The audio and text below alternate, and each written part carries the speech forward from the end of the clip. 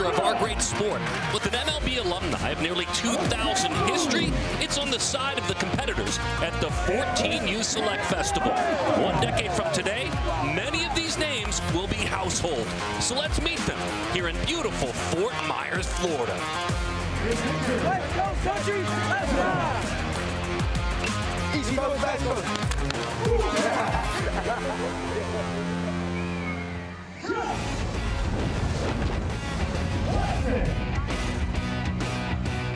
Beautiful Lee County, Florida. Fort Myers, to be more specific. Oh, does that golf look spectacular.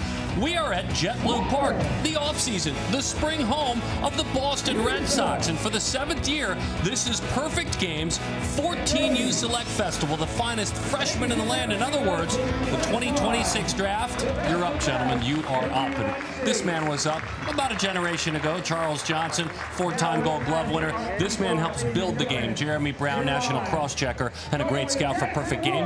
My name is Darren Sutton. We're certainly glad you found us for this very unique event. Charles, you and I were together in Knoxville, Tennessee. We saw the 13U athlete, and we got a chance to get to know them. Now we see the 14U athlete. You've talked with these catchers and these players. What are some of your takeaways? I'll tell you some of my takeaways is that this young talent has really been incredible. I've seen some of these guys catch it behind the plate. The way they handle themselves is very well. And just watching some of the great talent as far as in the outfield, shortstop. So I just can't wait to watch this game today. So, Jeremy, for you, it's about half of these athletes committed. This is an interesting time, but you help build this game with your scouting skills. What are people looking at when they're looking at elite 14-year-old baseball players? It's just crazy to think about the type of talent that's out there. You say 14-year, you don't necessarily equate that to 90-mile-per-hour arms, 6'7" type runners, but that's what we're seeing now. That's what college coaches are coming after. Everybody's bigger, stronger, faster, just at a younger age. So we're excited to introduce you. That's the best part of it. Introduce you to each and every one of these players. They're from all over the United States. 43 of the very best 2026 grads in the land. They may be freshmen walking the halls when they get back to high school, but here, they're king of the hill. They're the studs in the batter's box. It's the Select Festival next.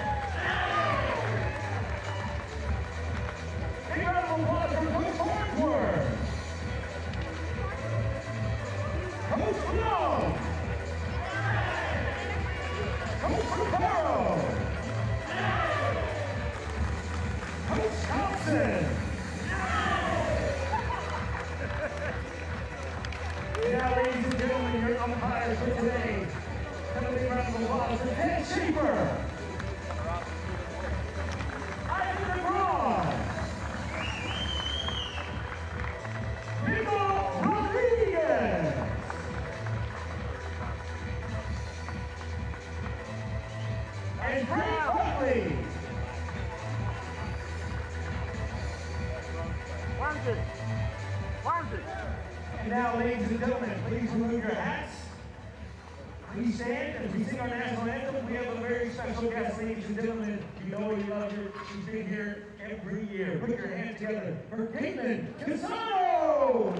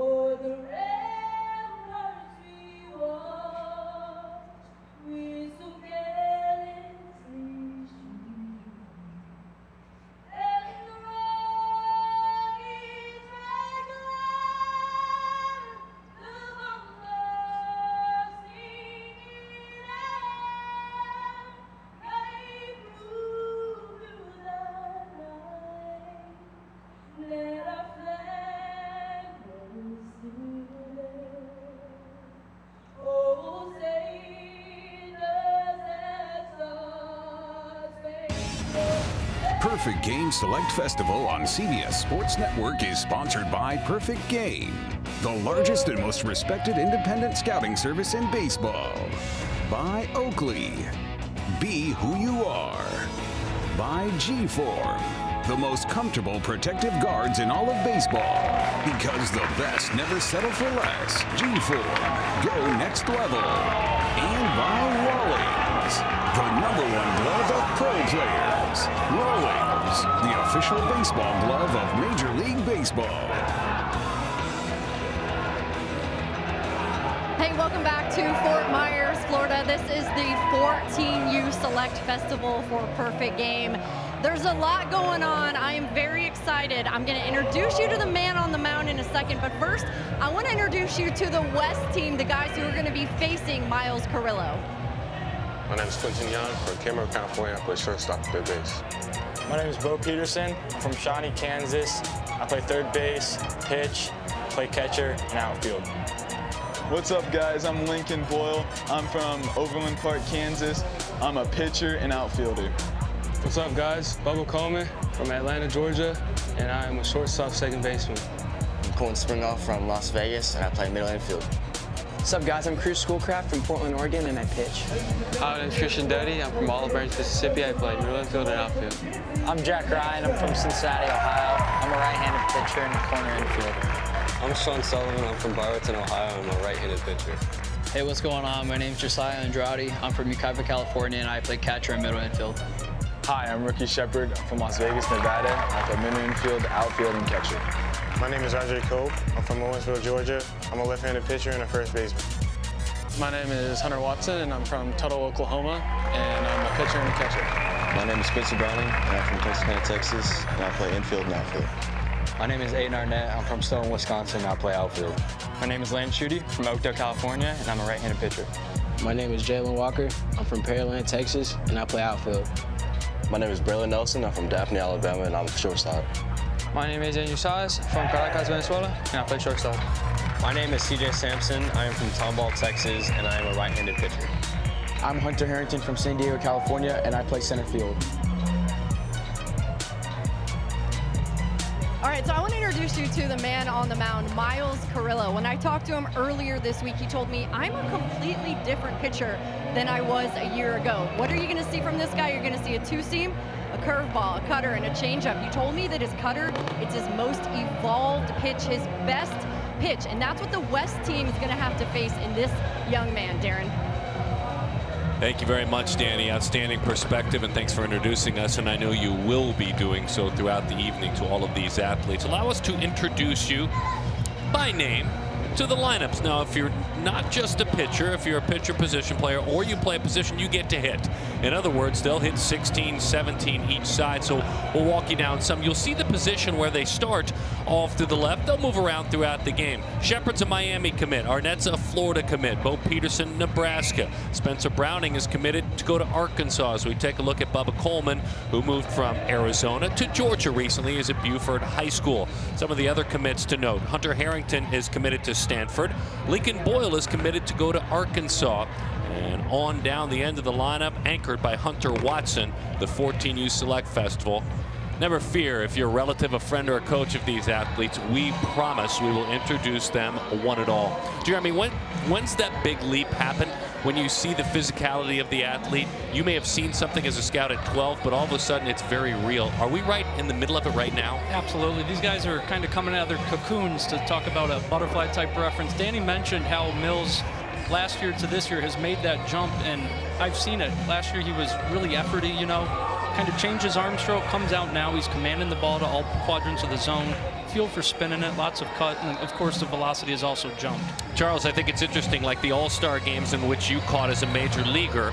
When you're a catcher in this game, you meet the player, the pitcher, as they walk through the mound. That's not always easy for a catcher. It's not always easy. When the guy comes in, usually the catcher goes out and asks, what are you throwing? And it's very difficult in a setting like this because you never caught a guy pretty much. And the good thing about it is that Cody had a chance to really catch the starting pitcher in the bullpen, so at least he has a little bit of idea of what's going on here. If you've heard of the tennis young legend Cody Gough, that's brother behind home plate. That's Cody Gough. He is the catcher. This is Roussel rookie Shepard out of North Las Vegas, Nevada. He's a Miami commit. This is a young man playing in a Perfect Game Select Festival for the 3rd consecutive year. And Mills, inner half of the plate, fly ball right field. Lorenzo Laurel is out there. He puts that one away, number 66, and he beat him in that time. Yeah, so what you're seeing here right now on the fastball is that running life, and what he can do is it's the advanced ability to manipulate the baseball. He's going to come cut it in, cut it away probably here from Arnett early, but he can run the fastball in on the hands. You see rookie, he did the most he could to get the barrel through. He did it, but there's just too much life, too much velocity from Carrillo. Out of Stoughton, Wisconsin is Aidan Arnett, right-handed batter. Holds that bat high behind his helmet and goes after the first pitch, popping it foul off to the right side. This is a University of Florida commit and the son of AJ and Andrea and the big brother to Anders, who is 10 years old. Won a state championship at the U10 age group and was a verbal commit as an 8th grader to Florida. Trying to steal a strike from behind home plate. A little bit more about Carrillo. He's from Wesley Chapel, Florida. He'll play in the field as well defensively. Can play in the middle of the infield. Brian and Rachel are his parents. This is a good student as he works on the mound as that one sails up and away. Keep an eye, Jeremy. This was your idea, and we love it. We won't flash you every velo. They still are 14, but you will get some eye-popping numbers. We'll always keep an eye on the top number at the top left on the bug. Absolutely, and you saw it just jump there from 88 to 89. And, I mean, Mills is younger for the grade, too.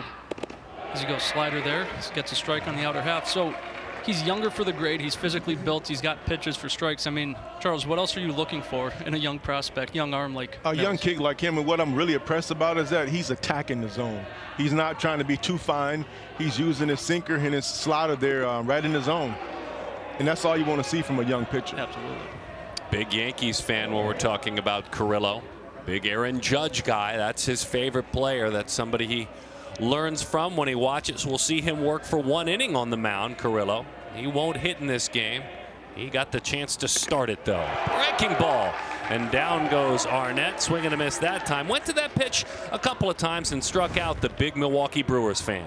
Just a 3-2 slider here. Got it up in the zone, but out of the hand, he had to have been thinking fastball. You get that late tilting life, and 3-2 in an all-star game, you're sitting heater. You're not sitting breaking ball. If you're a hitter, you're not looking for a breaking ball in that pitch right there. So, I mean, it was an outstanding pitch. Meet Quentin Young out of Camarillo, California. He'll go play for former Major Leaguer Royce Clayton at Oaks Christian. That'll be his high school coach. And he shared the Home Run Challenge title before the game. That's right, 14 over the monster and left. It occurred a handful of times. He shared it, and we'll introduce you to him a bit with Jaden Strowman, Marcus Stroman's younger brother. This is a presence. I mean, this is a huge human being, Jeremy. You've seen him at multiple events. I spent the week with him here. This is a man who, he looks 6'7". He's not, but he looks about as big as Charles when you walk up on him. He's intimidating. I mean, I was in the elevator with him, and you hurt your neck craning up just to have a conversation with him, and you have to remind yourself they're still 14, 15 years old.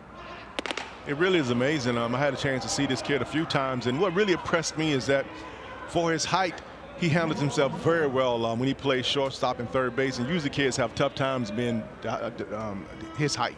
Absolutely. And then I talked to Dimitri, his uncle.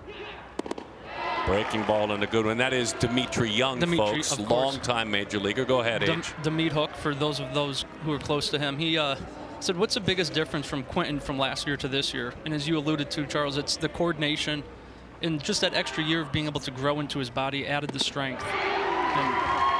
Pulled the string back that time. He played off of that aggression and the strength. A fly out to right, and then 2 beautiful strikeouts. One on a slider, another on a change-up. A change of pace got him.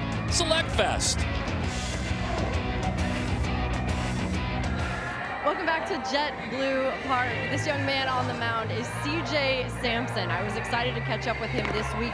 He's got a fastball, slider, knuckle curve, and changeup. I said knuckle curve, that's right. He told me he learned that at 10 years old, guys, from his dad, Chris Sampson, former Major League pitcher for the Houston Astros. I know Dad is in the dugout right now watching him warm up and get ready. He's so proud. And earlier this week, Dad put on the face mask, the shin pads, and he caught a bullpen for CJ. And when I talked to CJ earlier this week, he told me my biggest accomplishment, it's 60+ innings this summer, only 4 walks. And you see that black glove he's wearing? He was born, there's a picture of him in that black glove. It's got his name on it. His dad gave it to him when he was born. This is one of his first times using it ever in his life, Darren. So pretty special moment for father and son. And this is the team he's going to be facing in the East. My name's Justice DeYoung. I'm from New York City, and I pitch and play third. My name's Jackson Wood. I'm from Hoover, Alabama, and I play shortstop. My name's Will Holden. I'm from Advance, North Carolina, and I play outfield. My name is Keon Johnson. I'm from Macon, Georgia, and I play shortstop and third base. I'm Quincy Bright. I'm from Harrington, Connecticut, and I play pitcher and outfield. I'm John Dolan from Huffman, Texas, and I'm a catcher.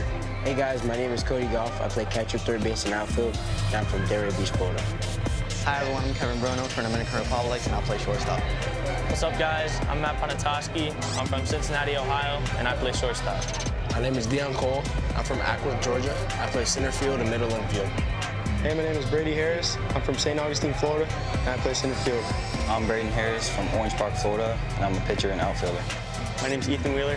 I'm from Middleburg, Florida, and I'm a right-handed pitcher and first baseman. Hi, my name is Julian Pitts. I'm from St. Petersburg, Florida. I'm a pitcher, shortstop, and center fielder. My name is Lorenzo Laurel. I'm from Coral Springs, Florida, and I play outfield. Hi, my name is Wilson Anderson. I'm from Tampa, Florida, and I'm a middle infielder and a right-handed pitcher. Hi, my name is Mills Carrillo. I'm from Wesley Chapel, Florida. I'm a right-hand pitcher, infield, and outfield. My name is Jaden Strowman from Medford, New York, and I play middle infield. Hi, I'm Christian Sheffield. I'm from Tampa, Florida. I play third base and middle infield. I'm Jacob Lombard. I'm from Miami, Florida, and I play shortstop. My name is Dylan Dubovec from Coral Springs, Florida. I play outfield and I pitch. I'm Todd Tillery. I'm from Madison, Georgia. I'm a right-handed pitcher and a shortstop. Those are the men that will be battling for the East squad. East in red, West in navy blue. Jackson Wood out of Hoover, Alabama, and a Tennessee commit will lead it off against Sampson. Sampson, by the way, from Tomball, Texas. Texas 12, his travel team. He's at Tomball High School. Was part of the 13U Select Festival, and Danny told the story very, very well. Dad Chris played at Texas Tech and then also went on to play successfully in the major leagues for quite some time. And Sampson's mom is Heather. Here's Jackson. As that one, a couple of them miss off the plate. Wood, Tennessee, would be the place that he is headed. Very excited about that. Hoover High School. We love Coach Adam Mosley there at Hoover High School. And the young man, Haley and TK, are his parents as he shoots it back to the screen. Yeah, so you saw on the graphic there, Jackson's only about 5'9", 140 pounds, but he won the G-Form HBP Fearless Player Impact Award last night, and it's for good reason. As you see him spoil one there, yeah, he's fearless. Yeah, he's going to take his hacks. You might not think he's got the juice to put it out. He hit 2 home runs in 2 of our major 14U tournaments. Really quick twitch, going to run you a 6-7 down the line. And on top of that, breaking ball as he rolls it foul up the third base line. That looked like the what Danny was saying as far as CJ. He has a knuckle curve. I haven't seen a knuckle curve since Mike Messina back when I called him with the Orioles.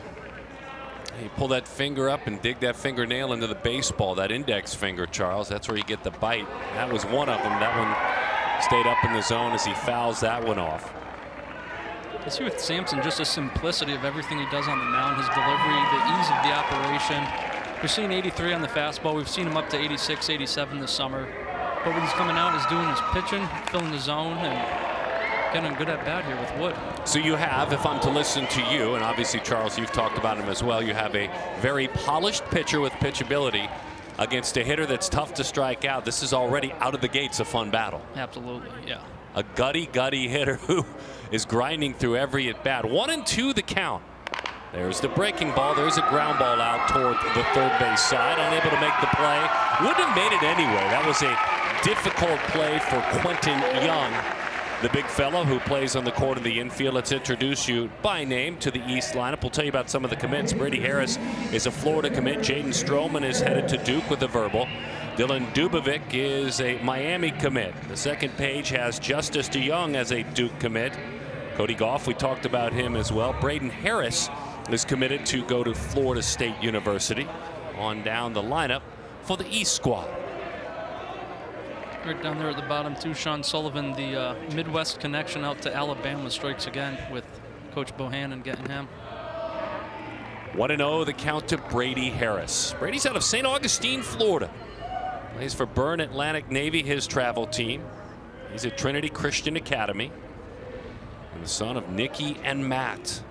Perfect game, first team All-American as he takes that fastball high. Good student, National Junior Honor Society, as he now heads into high school. And he loves Bryce Harper. That's his guy. He's one of the 3 players off the Florida Atlantic Burn team. Him, Brady Harris, Braden Harris, and Ethan Wheeler all played together. And as you could imagine, having 3 guys in the Select Festival, they went deep almost every tournament we saw them. Good team, just the same nucleus throughout, which at this level, age level in the big tournaments is huge. Just for the camaraderie in the dugout, knowing one another. And it's no surprise we see them deep every tournament. Little leg kick and a breaking ball dumps in there. Sampson last night earning the Perfect Game 14U Pitcher of the Year award, and I had the great honor of emceeing the banquet. I called all professional players to the stage for the photo, and his dad was one of them, and his dad was moved, had no idea his son was about to win, and it was quite touching. Yes, his dad was really excited. I mean, when he came on stage, and you can tell just to see his son on stage with him to be there, I mean, he was just grinning from ear to ear. If you're going to ask Brady Harris about himself, here's what he'd say. I'm a spark plug. I like to be the guy in the biggest situations and the biggest moments. I'm a competitor. Big right-handed bat who can hit for a lot of extra base hits. I love to lead the team, but I have fun while doing it. Those are his words. As he skies that one to the right side. There might be a play over there. Boy, pouncing on it nicely with a lot of confidence was rookie Shepard. Like this is his backyard. He ran to that gate. Obviously it's foul. Yeah, he was pretty confident going back there. You mentioned rookie. This being his 3rd Select Festival, coming to the 12, the 13, now the 14. This is the first time we've taken him as a catcher, and I think just being a left-handed backstop it's going to be tremendous for his career long term. Where he ultimately ends up will be up to him and his talents, but watching him behind the plate with ZT and USA Prime, it's a special skill set back there for sure. If you're new to this game, Jeremy, we will mention travel teams because that's a big part of the baseball player's journey. Next year, of course, will be their high school team that they'll play with. But a majority of their games, if it's a high school team, you're fortunate to get in 20, 30 games in a season. You play 2 times, 3 times that possibly on a travel schedule. So we'll mention both because it applies. Absolutely. And that's where we get to build most of our. Rolled out towards short. Another chance for Young at third as he cuts across. Makes a smooth play as he gets it on across the diamond. Wood was on the move. He slides in safely to second base. That's where we get most of our looks, is in the travel ball tournaments, because these kids are still 14. They haven't entered high school yet, so we would have to go see them in middle school games or something of that nature during school ball. So for us, we get to see them during all of our big national tournaments. Keon Johnson, the National Player of the Year. He earned the award last night from Macon, Georgia. First Presbyterian Day School, where James Moore is his high school coach, as Keon takes low and inside. Well, he is very, very decorated. He's a 13U Select Fest alum. His mom is courageous. We've gotten to know his mom, Sheena Mingo, through the years, winning that fight with cancer and raising him alone. And so they are thick as thieves, those two. I swear this summer they were at the ballpark together more than I was. First pitch of the game, whether they were playing or not, he was there watching. Last pitch of the night, they were there watching. And I talked to Mom, and she just says he can't get enough of it. Whether he'll find a friend, he'll make a friend, and he'll just hang out. But players also want to gravitate towards him when you put up the type of numbers and the type of performances he does tournament to tournament. So real quick, we got a pick play. I'm going to take it deeper. What makes him the National Player of the Year? Oof. I mean, it was almost a guarantee. Anytime I walked up and saw him, it wouldn't only be a barrel, it would be an extra base hit. And it was consistent. No matter the pitching, hard, soft, pitching backwards, he made the adjustment, and he was performance throughout the summer. And then winning the MVP of the 14U WWBA, arguably the biggest 14U tournament, doesn't hurt. Well, I'll tell you what, when I look at him at the plate, when you see a young man that close to the plate, you know he's really confident. Oh, yeah. Oh, yeah. He's got a runner in scoring position. High fly ball center field. Shades are on that giant PG logo. Aidan Arnett, the center fielder, makes the play for the out. Hustling to third with a tag. The gutsy, hard-playing Jackson Wood moves to third. Keon Johnson flies out to center field. Charles Johnson, let's talk about the right way to tag here to get to third. Well, when you look at this play here, I mean, he definitely was following the ball to center field, and I tell you what, that really was a great slide there into third base. It's kind of his thing, doing those little things right to go along with his skill set. Absolutely. This is Jaden Strowman, the Home Run Challenge co-champion and a Duke commit. He's been to this event as well at the 13U age group. And he comes up empty, 0-1 from Medford, New York. So we just saw Jaden swing what felt like 1,000 times during the Home Run Challenge, but all of them were right-handed.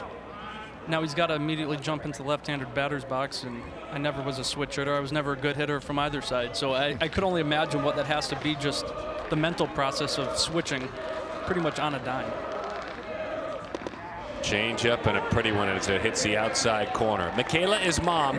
She played hockey. Dad is Earl. He played football. Sis is Sabria. She played softball. Brother Marcus. He plays baseball for the Chicago Cubs. Strowman goes down on strikes. The changeup was followed up by the fastball, and that was very effective. High pitchability for the National Pitcher of the Year out of Texas, C.J. Sampson. The number 4 right-handed pitcher in this class, the 2026 class, is Braden Harris. We could tell you all about his pitches, but better yet, why doesn't he tell you what he works with on the mound? I throw a four-seam fastball, throw it early in the count, use it as a strikeout pitch when the hitters are not on time. Throw a splitter change, mainly to lefties that are sitting fastball and swing over it. Then I got a spiked curve. My best pitch, throw it most of the time, strikeout pitch.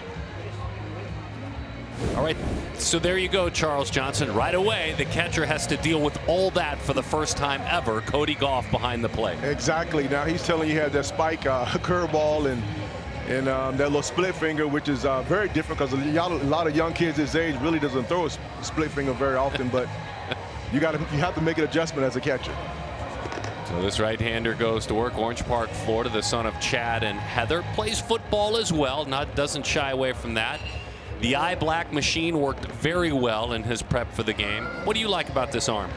He loves the eye black, but with Braden, not to be confused with Brady, who we did a little feature on together during the 14U National. If you ask the players on either dugout who has the best breaking ball in the 2026 class, I bet you he garners at least 80% because it is a true 12-6 hammer. Towards the end of the summer, he started getting on the side of it more, but he started ripping it harder with more arm speed, and it became a real swing-miss slider. So I don't know if it's intentional, but the breaking ball is for real. He's going to be mid-upper 80s on the fastball, ton of strikes, and again, everything you look for in a young arm. Obviously, FSU loved it. They committed him almost a year ago now, so big-time arm strength, big-time athleticism, and big-time talent. Bo Pete, that's who he'll deal with. That's the nickname for Bo Peterson out of Shawnee, Kansas. KC Crusaders, coached by Luke Sabers, his travel team. This is a Nebraska commit who is a veteran of this event, was invited to Perfect Games 13U Select Festival, and the son of Lori and David. And of course, Briley Sis, 18, is looking on, watching Bo Pete go to work on a national stage. Dad played college basketball. Mom was an outstanding high school champion volleyball player. And Sis plays volleyball as well. All right, away we go. Fastball down and in is lifted off into shallow left field. Looking into that sun, but then putting it away out there. It's Big Will Holden. He got some help. Kevin Bruno went out to be with him, but Holden made the play. Real quick on Bo Peterson, you mentioned the Nebraska commit. He was the first ever player to commit in the 2026 class. Usually you don't see Nebraska getting on players early, but you make the exception for somebody with Bo Peterson's talent. High praise, and I'm guessing some of the same praise for Jalen Walker out of Pearland, Texas. Walker will share, look, if you're going to give me some schools to throw out that I'm very interested in, I'll tell you Texas A&M, Alabama, Tennessee, those are on my list. Wow Factor National, his travel team. Well, that's a good-looking breaking ball on a hop to the mound and in time for the out. That, Charles Johnson, was Above a 14U looking pitch right there. Yes, it was. It was a nice breaking ball. It looked like that was that knuckle curve that he throws. Yes, I mean, great downward break, and all the guy pretty much can do is swing on top of that baseball there. It's impressive. You see some guys let up at this age and just try to kind of baby it in. Braden threw it as hard as he could, and he gets that downward bite to it, up to 86 with the fastball already.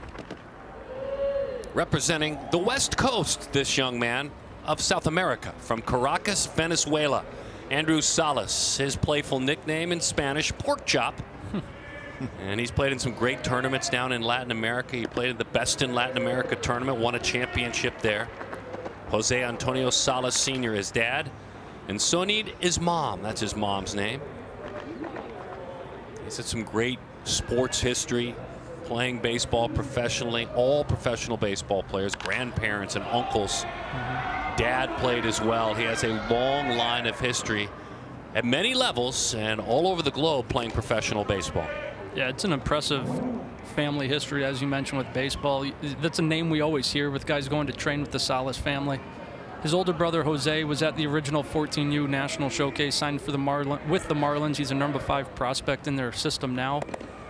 And then a couple years back in 2020, we saw the middle brother Ethan Salas at the 13U Select Festival, and he'll be one of the top international signs come his time once he turns 16. Fires that one to the backstop, and that one sails high, and we have our first walk of the contest. Braden just thought his inning was going too quick. He wants to get his money's worth for driving out here is all. Well, he'll deal with Spencer Browning with one more hitter at least out of Texarkana, Texas. The Arkansas commit, who is at Pleasant Grove Texarkana High School. Riley Fincher is high school coach. His mom is Crystal. His dad is Kevin. And a quick call of time. Brian Jordan. That gives us a chance to introduce you to some of the great names that are helping this East squad coach. Brian Jordan, the NFL star, the MLB star, comes out with a quick conversation. On that staff, Bernard Gilkey. You remember his bat for more than a decade, a lot of it with the St. Louis Cardinals. And relief pitcher, I forgot that Kyle Farnsworth nearly threw 1,000 games in the major leagues. He pitched forever and pitched well. He's over there in that dugout. And then also coaches Kyle Blum, Tony Ficarro, and travel ball legend Lloyd Thompson, who had a professional career as well. We'll hear from the coaches on the East and West squad here in just a bit. Danny Wexelman with the conversation, and I'll tell you about the West squad in just a bit.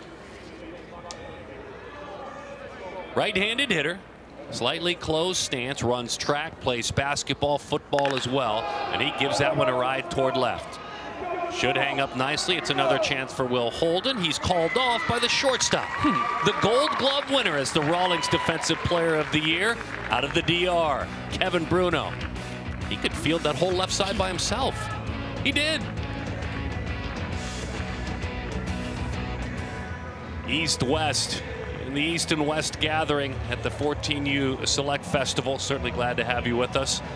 And glad to have you with us on CBS Sports Network. Don't forget, tomorrow night at 7 o'clock Eastern, get caught up on the latest from the green as Michael Breed talks headlines and tips to better your game. Watch Course Record with Michael Breed right here on the CBS Sports Network. His name is Cruz Schoolcraft. He's out of Beaverton, Oregon. He can hit a bit as well, and this young man won the PG Apparel Impact Award last night. It was fun watching him do it. Let's listen to what he takes to the mound stuff-wise. Here is Cruz Schoolcraft. I got a fastball. I can throw it in any count. Two seam, same thing, throw it in any count. You got a change up. I love to throw it 2 strikes. It gets hitters out. Splitter, strikeout pitch again. Curveball, just to get me over. Curveball for strike 1. Then I got a cutter, and I try to jam hitters. So there you go, Charles. Again, rookie Shepard behind the plate, dealing with the left-hander. And you don't catch as many left-handed pitchers at this age as well. That's very true. I mean, as a catcher, you really don't see a whole lot of left-handed pitchers. So it's an adjustment for rookie also. And I tell you what, he's bringing everything to the table with all his pitchers. So as a catcher, you love to work with a young man like this. Jeremy, it's a great baseball name. I could say it all day long. Cruz Schoolcraft. I love saying it, and he's a very, very good young man. Helped us present an award last night. What do we like about him as a pitcher? Oh, we like everything about him. I mean, he was being modest when he said he only throws a couple pitches in any count. It's every pitch. He'll double it up. He'll triple it up. There's nothing comfortable about what he brings to the mound if you're an opposing batter. He's going to work across his body. He lands really close, creates the angle on the fastball.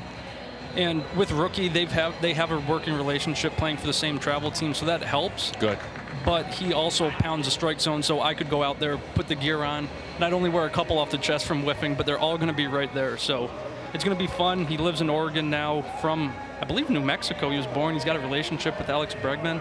He's going to move back down south soon.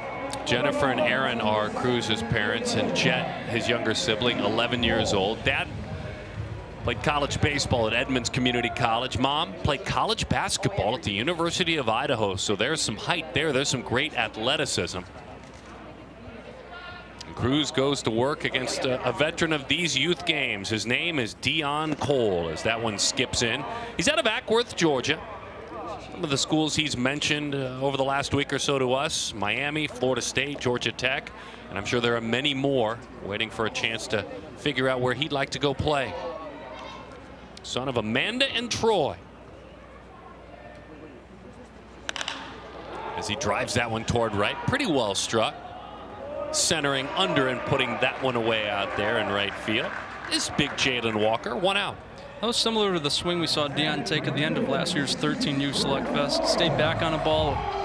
He just didn't see fastballs last year. Finally saw one, knew what he had to do, went to the right center field gap for a triple. Just missed it there. Jalen played it well, but looking at 84, 85 from a 6'4", 14-year-old left-hander. That's not too shabby. Lorenzo Laurel's a couple of days away from his 15th birthday. He's out of Coral Springs, Florida. He's at Stoneman Douglas High School down in South Florida. Well-known high school coach Todd Fitzgerald, as he swings over the top of a pretty breaking ball for strike one. And the one thing a lot of people don't recognize, as far as we have a tall pitcher, a lot of time the ball gets up on you quicker because of his height. And I remember my first time facing Randy Johnson, it was pretty much a nightmare because it seemed like he was it seemed like he was cheating, like he was halfway, and because his height. Yeah, they measure that now. It's amazing, calling it extension, Charles. Randy was already 6'11", but with that extension, he probably was standing more like 7'5". Exactly. Little pause on the mound, and that pitch just a little bit low. You see, just knowing Cruz getting to talk to him in the dugout, he knows Laurel was in the home run derby, has the type of juice, and he comes back-to-back changeups to open up the inning. Just reads his opponents. That's when you have really good trust with your pitchers, right? You know, at this age, you can back-to-back pitches, breaking balls. You have really good trust in all-speed pitchers. And he missed on that fastball at 87. Like, man. Charles, take us quickly through this. I tell you right there, man, that was a good breaking ball down in the zone there, and excellent pitch. And he comes back with a nice pitch on the corner. Nice pitch down low fastball, and now he comes back with that breaking ball. It looks like it could have been that little that get me over breaking ball, or could have been probably. Yeah.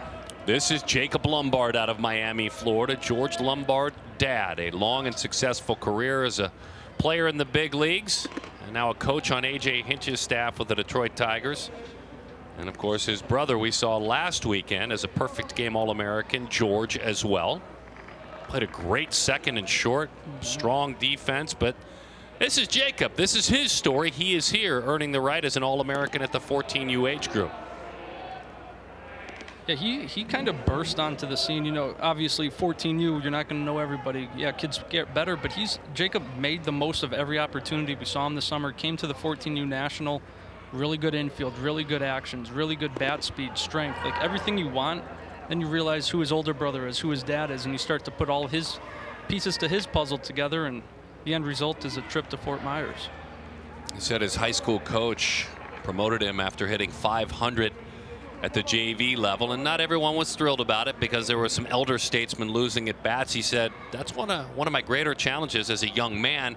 He said, because I had to keep quiet, I had to work hard, and by the time my second game at varsity came around, I homered, and then I locked in.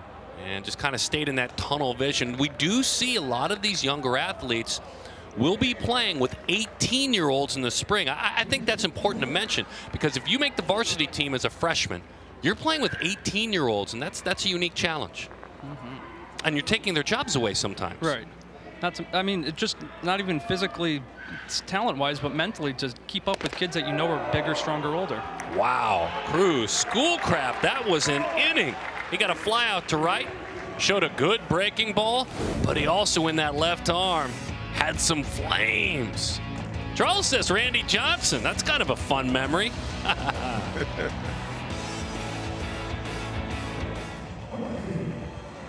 The E squad on the mound, now led by Quincy Bright. He's out of Hamden, Connecticut, and this young man is an Ole Miss commit. He will share with you what he will do on the mound. So this is my fastball. I really like to blow it by people, but lately I've been working on getting the spin rate up.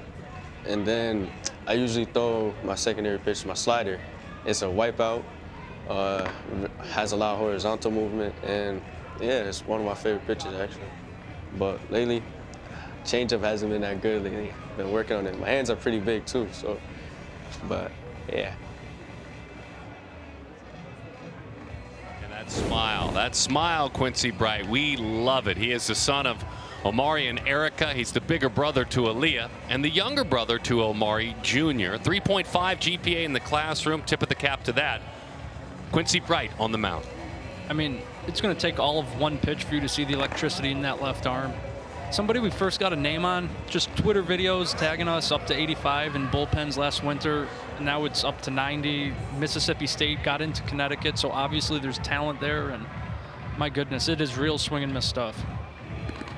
I asked him for his self-scouting report, and I'll read to you what he sent over in a note. He said, I throw hard, quick twitch, hands are really fast, can track down a ball, puts myself in good position to throw guys out when I'm in the outfield. He kind of went with a two-way scouting report. So we're going to see some pretty big radar readings, is your thought? We should, yes. I mean, I like that he considers himself an outfielder too, but when you're 6'2", 14, throwing 90 from the left side, hate to break it to you, but might be probably a pitcher. Should be on the mound, right? Right. And what's really tough about a young guy like Quincy is that he probably blows fastball by probably most hitters his age, and now he's coming into high school and he really has to start learning how to pitch, and that's his next growth level is going to be as far as learning how to locate, develop that changeup like he's talking about, and start pitching a little bit more. I could introduce Bubba Coleman, or I could let Danny Wexelman do the very same. Danny, what do you have from us on Bubba? I appreciate that. So last year's 13U MVP, this is his second Select Fest now, and I asked him what's changed. How do you grow from being the MVP? He said, I've gotten stronger, I've been in the gym a lot more, I've been focusing on my upper body, added 15 pounds of muscle, and I've been working on my contact skills especially, and on top of that, guys, he said the power is finally starting to show up, and that's obviously because of the muscle that he's added, Darren. Yeah, good stuff and a good introduction, Danny, down there in both of those dugouts. Coleman recently moved from Arizona to Georgia, where he will play at Buford High School, a very strong program. He's committed to go to LSU. Jay Johnson, the head coach there. What kind of radar readings are we seeing, H? Eye-popping ones. That first pitch was 90 out of Quincy's hand. He's down 0-2 right, or 2-0, but I mean, the ball is jumping. He misses inside. Coleman hops out of the way. His dad, Glenn, Bubba Coleman, played minor league baseball, and mom was a professional soccer player. This is what Coleman's dealing with. Danny mentioned the strength. Just seeing Bubba from this angle, you got the strength to that lower half now, and it's easy to see how that juice is starting to be tapped into. That one misses outside, so Coleman draws the walk. This young man, to me, he reminds me of a young kid when I went down to rehab in the minor leagues with the Marlins, and then I had a chance to catch him in Dontrell Willis. I knew you were going to say that. And I tell you what, that kid surprised me when I first went down to catch him. I went down to catch him with a thumb injury.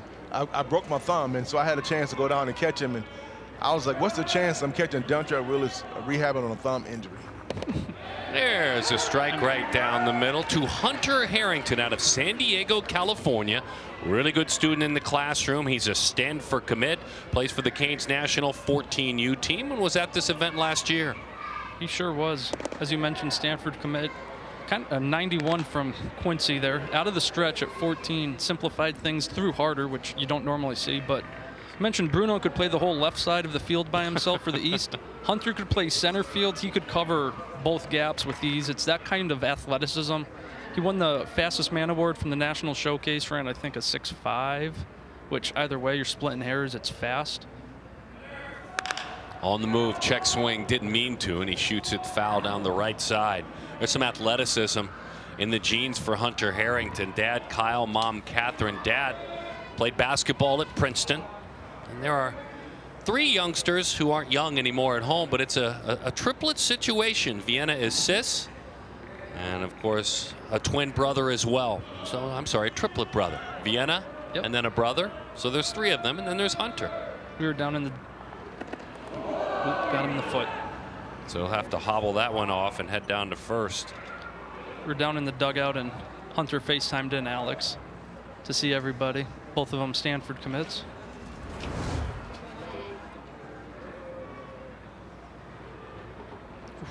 Yeah, might have skipped up and got him on the knee, huh, Charles? Could have got him in the back leg there, the knee, you're right. Oh, yeah, inner thigh looked like a little bit. Yeah, that's a burner. I hope he's okay.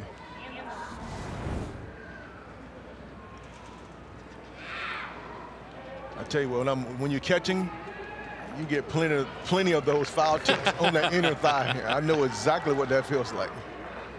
He lets the flow go as he runs it off, and there's that smile again, and he'll test that speed, I'm sure. And now a chance as this talented pitcher on the mound tries to locate that release point to deal with Braylon Nelson. And you take a peek into the dugout on the west side, and you see Tanyan Sturts, longtime major league pitcher. He's got a cool staff over there that we'll tell you about. Runners on the move, and they have swiped it as the pitch misses low to Braylon Nelson, who's out of Daphne, Alabama. Braylon is the son of Nashanta and Randy. And there's Tanyan. His staff, by the way, Preston Wilson, who had incredible offensive numbers throughout his career, the slugger, as did Dimitri Young. Dimitri hit 300, I believe, a half dozen times in the big leagues. Rico Billups, Chad Boone, and Derek Conister also down there. Contister, I should say, also down there on that staff. As that one's up and away. With Nelson, we talked about players who kind of jump out of nowhere. Like, we saw him at a showcase early in January. It was really cold, but the hands still worked in the swing. Then he earned his invite to the 14U National, comes down there, looks the way he does. I mean, that's a big kid in the box already, plenty of projection. Hits a home run in live action, like a no-doubt shot pull side. So, like, what else are you looking for? Let's not overthink things. Like, that's what you want. That's what you look like. 6'5", 196, and now we get to see what Braylon can do here against a very consistent 90-91 fastball. And we've seen on the high side a 93, as you can see at the top of the graphic, as he shoots that one back to the screen. Braylon's at UMS Wright College Prep. Kevin Rayleigh's the head coach there. Plays football, plays it well. And Braylon also, in his time playing baseball, has hopped up on the mound and had big impact. Yeah, you can get it up into the mid-80s, which, again, I feel like every time we do one of these together. That one's driven toward right center field. It's down for a base hit. It may play to pair. Here's the throw to the plate. The relay head first slide. That speed from the fastest man on display. And a couple of runs. Most impressive, the approach of Braylon Nelson. That was a good-looking swing. We were talking to him, too. Like, you're 6'5". Let's not stay so short to the baseball. Let's get those arms out and get some of your juice going. And he did that, just that. I mean, 89 away. And what do you got on that swing? He did just that. You know, his hand direction was really good. I mean, he really stayed through the ball there, made a nice hit to right center. And I tell you what, I was surprised that play there because it was a little closer than I thought it should have been. I think he had a little bit of a late jump, but he made up for it with the speed. Josiah Andrade gets the call now. His brother played in the original game, now plays college baseball in Texas. Transferred from UNLV, but Josiah gets a chance now to play in this 14U game. He's at Yucaipa High School. This is a catcher and an infielder if you need him there. An uncommitted athlete, and he had a chance to take part in the 12 and the 13U select festivals. As we said, his brother Jordan, a brand new dad as well. We celebrated that last night. Josiah into right field. It's down for a base hit. Runners on first and second as the West team making some noise. We're getting all the balls to fall right now. It's not a lot of hard contact. They're just getting them to fall in. But, man, again, 91 from 14U. You got to keep telling myself that these kids are only 14, 15 years old. Yeah, it's pretty incredible. And what's amazing is that this time of the day, which gets really tough to hit because you start getting shadows in front of home plate. So I know it's getting difficult to hit, but they still putting the barrel on the baseball. Folks, remember the long-time reliever Kyle Farnsworth? Remember, he was somewhat of an imposing presence back when he pitched. Folks, he's bigger now, and not the bad kind of bigger. Charles, you know how you see some of your old teammates, you're like, hey, you've gotten bigger, meaning you're bigger in the middle. Your belly's bigger. This man looks like he could lift the stadium now. He's actually professional bodybuilding and competing. I did a light workout today. I mean, that's all I've got at 52 years old. And he was in the room. I wanted to just lay on the floor and give up. You're right. I mean, he's huge. I mean, he was always big, right? He was always tall and on the mound, but you're right. He's gotten bigger. And it's the right kind. He's fit and strong. And I think he'll just remove the pitcher from the game next time, just with one hand lifted in the air. I think his forearms are bigger than my legs. Exactly. Not charging the mound against him. No. Some have tried that before. It didn't work out. Colton Springhall out of Las Vegas, Nevada. Boy, he did wonderful things. He got to work for PG Cares and Golisano's Children's Hospital, the local group impacted the fight against pediatric cancer on his own.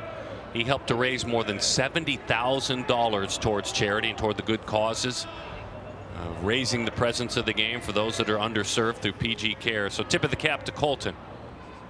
The ultimate fundraiser, as that one skips in there. He's at Bishop Gorman High School, which is kind of a name brand, right? If you think about high school sports, they're always known for their football program. He's a Tennessee commit, and he was at the 13U Select Festival as well. He's just another player that we keep seeing every time. He gets a little taller, a little stronger, got a really good feel for the barrel. But this is another tough matchup here, left on left. That one dives down and away. This young man, you talked about the diligence of raising funds for the cause here, but he's also great off the field in the classroom. He's been a 4.0 straight A student since he's been going to school. Challenges himself academically, making the director's list each and every year with straight A's. That fastball grabs the outside corner. 3-1 the count. He's still just sitting upper 80s, scraping 91s pretty much when he wants it. It's pretty incredible, the arm talent here from Quincy Bright. Yes, he definitely has the arm talent. No question about it. I mean, there's the positive work. Justice DeYoung and Ty Tillery out of Georgia. DeYoung out of New York. Christian Sheffield. His brother played in this event last year. And $133,000 raised. You see Golisano's Children's Hospital of Southwest Florida and the Perfect Game Cares Foundation. Well done by everyone, really. Everyone. Incredible amount of money. That's a lot of money raised for these young kids. I know the Springhall family definitely, this time last year, this time this year, they put pedal to the metal, and I mean $77,000 raised, so pretty incredible. That's a lot of work.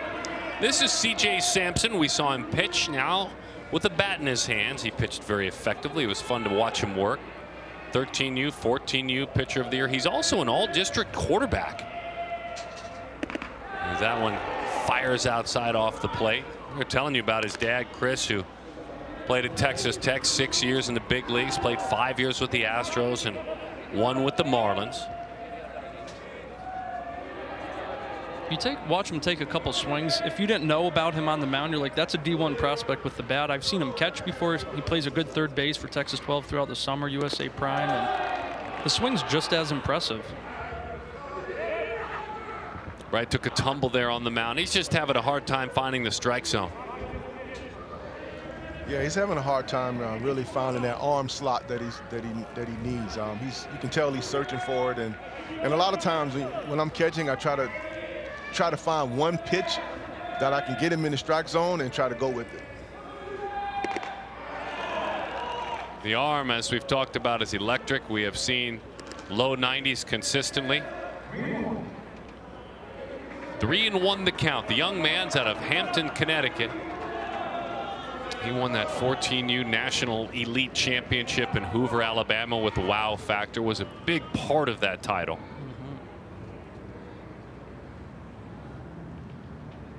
That's high, and that'll cost a run.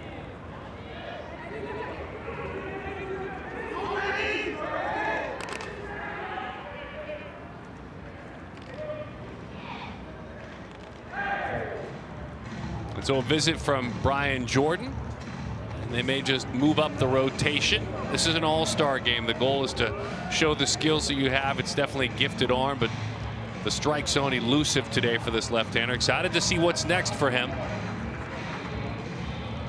As Brian Jordan makes a call to the bullpen. Quincy Bright, QB. Low 90s arm. And if we're going to go with who was up next, Big Wilson Anderson. That's exactly right. There's not much to him physically there, but I promise you, the velocity's going to continue. Anderson's from Tampa, Florida. Plays for the Burn, his travel team. Tampa Jesuit High School. Miguel Melendez is the head coach there. And you get a chance to get these 3 outs. This is a fun challenge. Played in PG events all throughout the summer. He said, and I quote, "It was a blast making memories and competing." He's the son of Dana and Carter, and the younger brother to Abby and Maddie, and the younger brother to Carter, who is 22, and Bennett as well. So that's the Anderson family. Goes by Willie to those that know him best. Danny Wexelman standing by down below with Tom Flash Gordon, big brand ambassador for Perfect Game. D, take it away. Yes, I am so excited, Flash. You have been around Perfect Game for so long at these games. You and I get to have these conversations about these wonderful kids and what they're able to showcase on the mound. What's been the best part so far at the 14U Select Festival? Well, I tell you, the talent is always there. And, of course, every time we get together and see these kids play, each year they progress. Every 3 to 4 months, we see a better arm, we see a better body, we see the mentality. We see things like throwing strikes right away, getting ahead, but also, too, understanding what their ability does when they're in attack mode. Just getting ahead of strike one, and also, too, being able to finish. And that's been the key for me.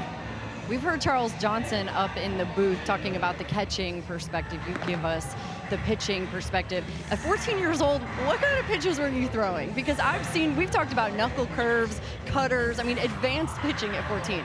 Well, and that's what we're seeing, the ability to advance. And, of course, too, with the scale that they're on, they're actually seeing other kids do so many things. So they're wanting to improve. They're wanting to get better. The challenges that we're facing with these good arms is that, hey, let's just keep improving them, giving them things that I actually understand, like nutrition-wise, sleep-wise, all these things that matter to give you a best chance out there on the field, and they're taking advantage of that, so it's great. Flash, thank you. Yeah, you're welcome, always, Danny. Darren. He's been the keynote speaker at the last 4 Select Festival Awards dinners and always has such great words of inspiration. So Anderson will face Lincoln Boyle. And there's a lot of Lincoln Boyle, this left-handed bat. He's out of Overland Park, Kansas, another one of those KC Crusaders with Coach Luke Sabers. He's at St. Thomas Aquinas High School. He's been part of the PG World Series multiple times. As he takes a strike on the outer half of the plate. Brad is his dad and Carlin is his mom. Talking about the man in the box. Dad played college football. Grandfather. Both of them played college, one baseball and one football. So a nice, long, strong line athletically for Lincoln Boyle. That's right, 6'4", 200, playing in a 14U game. And you see right next to his name, pitcher as his primary arm or position. He's not going to throw here, but it is a true two-way talent. It's big juice from the left side of the plate. It's upper 80s, touching 90 on the mound with a hammer curveball. So it's going to be fun to see where he ends up in 4 years. But for now, we're going to enjoy what he brings to the mound, or to the plate, excuse me. John Dolan is doing the catching. He got squared up with one into the dirt that time. Brian Jordan's going to come out and make sure he's all right. Yeah, it looked like he caught a dirt ball that came up on him, and I noticed you paused. I think you just want to leave it at that. I noticed you paused. That's just a tough part about being a catcher, man. I tell you, he caught it square, and all he can do is pretty much just walk it off. It's an 89-mile-per-hour fastball. Skipping in. You know, Charles, what I always have compassion for, obviously as a pitcher who was raised by my dad, who pitched his way to the Hall of Fame, to love you catchers. But I always have compassion because everyone else thinks that's funny, right? Your teammates used to just laugh when that would happen, and you know, I don't know that it's funny. If any other line of work, if that happened to anybody if that happened in a business setting, no one would be laughing at it office. It is nothing funny about that. It's mean. When I tell you mean-spirited, Charles. Right about now, I know for sure Dolan's stomach feels really sick right now. Yeah. And that's usually what happens. Your stomach gets really sick. It starts to turn all over the place, and all you can do is try to walk it off until that feeling goes away. But it's a horrible, horrible feeling. Little break in the action. I think the best thing to do is to have Mr. Anderson quickly tell us a little bit about his pitches as he goes to work. So I throw a four-seam fastball. I like to get ahead of hitters and strike them out with it. And then a change-up. I like to get around it, and a curveball, move side to side and get on hitters. So Wilson, that's who he is. You know, I played with Baltimore 1 year, and I remember that same thing happened to me, and pretty much I had to go to the hospital for that same injury. I mean, it was really bad, and I had to go straight to the hospital. So it's tough back there. There's nothing joyful about that. Any man watching this show, any boy or man can share that there's nothing that. I know I covered Chris Snyder, who's now pretty active in coaching the youth side of the game, the longtime catcher, and he had a pretty serious injury as well. And so I'm glad to see that it's a lot of discomfort, but he'll push through, and he's back there catching again. That's like a common thing with Dolan this summer, with Wow Factor making so many deep runs. I've seen him get squared up just in the legs all the time. He had like half a nail come off at the National. He got cleated at the plate, and he's right back behind the plate the next half inning every single time. 2-3 games a day. Tough kid. Yeah, no doubt.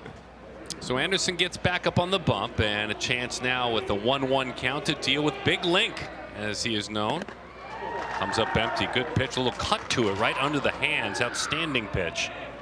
Scouting report that Lincoln shared. Tall, powerful athlete, can play defense while driving the ball to all sides of the field. I'm a big competitor that wants to do whatever is needed for my team to have success. Fastball jumps up and out of the zone. 2-2 the count.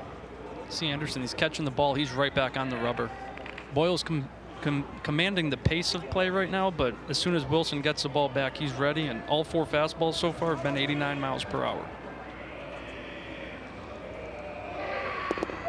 As a defensive player, you really love that, right? For a pitcher to get on the mound, he's ready to go. Everybody stays alert, and it keeps the game moving. Especially in an inning like this that so far has had a slower pace to it. Yes. Pitching change, injury to Dolan, so. Hit on the ground and a chance to turn it over. Bobbled if only for a moment. Everybody's safe. Was thinking quite a bit about turning that double play. Just couldn't get it out of his glove then, Christian Sheffield, and they didn't get anyone. I tell you, man, that was a tailor-made ball. If you're a pitcher like Anderson, you love a ball like that, and Sheffield just couldn't get it out of his glove in time.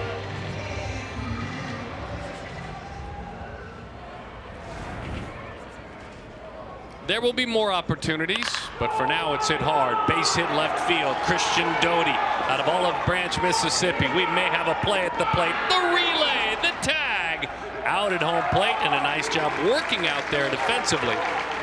Dolan, who got squared up a moment ago, pops that tag down, And a nice job by Jacob Lombard firing it to the plate, including a nice throw from Dubovic in left. And we'll see Dubovic on the mound here in a little bit, but you see the arm strength, clean cut. Look at how Lombard turns his feet, pivots, gets balance, and knows right where the plate is while moving all that body parts around. That's a nice relay. That's a tough one too, because he's really close to home plate making that play. Hardly got a chance to talk about you, Christian Doty. You had instant impact to this game, and that was exciting. Doty plays for the travel team BPA, California based, but they partner with athletes out of Mississippi. As that one dots the outside corner. This is Hunter Watson out of Tuttle, Oklahoma. He's a catcher, pitcher, corner infielder. And he's an Oklahoma commit. A very recent one at that. But for Doty, that's kind of what he brings to the table. It's really good bat to ball. It's fast twitch muscle. I think he ran a 6.7 at the National. I want to say, don't quote me. Low 90s from the outfield with the arm strength. So all the tools are certainly there. That one dives down and into Hunter Watson off the plate. Hunter, the son of Casey and Kit. And his twin sister is Audrey. Older sister's Kaya. Nice job blocking it up, squaring up that baseball behind home plate. There's that fearlessness from Dolan. Yeah, he's going right back down. That was a nice stop there. We're going to see, I believe Watson's throwing the 4th inning today, and that's going to be another arm that's going to flirt with 90, just as Wilson Anderson's doing here, sitting pretty much upper 80s almost exclusively so far. Lincoln Boyle, they couldn't get things together to try and pick Boyle off. Throw is errant. Twice it is errant as that one trickles into the dugout. And another run is scored. When you look at that play, you kind of wonder, was that a pick that was put on there? Because it seemed like the shortstop just was late getting there or wasn't there on time, and it just seemed like it was something planned. Yeah. But it was a disconnect between the pitcher and the shortstop. Just how quickly he spun it. I wonder if it was like a drop glove by Dolan to try to get it. But like we know, these kids are playing mostly for the first time together. Yes, so right. Kind of missing that chemistry with each other. And with that ball going into the camera well, they'll score the runner. I thought they might do that. They'll score Doty. He was at third, and they'll send him on down. He was only at first, so that should be 2 bases. He should be at third. No? 2 bases on a throw out from the fielder. I think by the time that ball dropped into the stairs, he was standing on third. Okay, well. And that's what Tanyan Stearns went out to sell. Yes. No.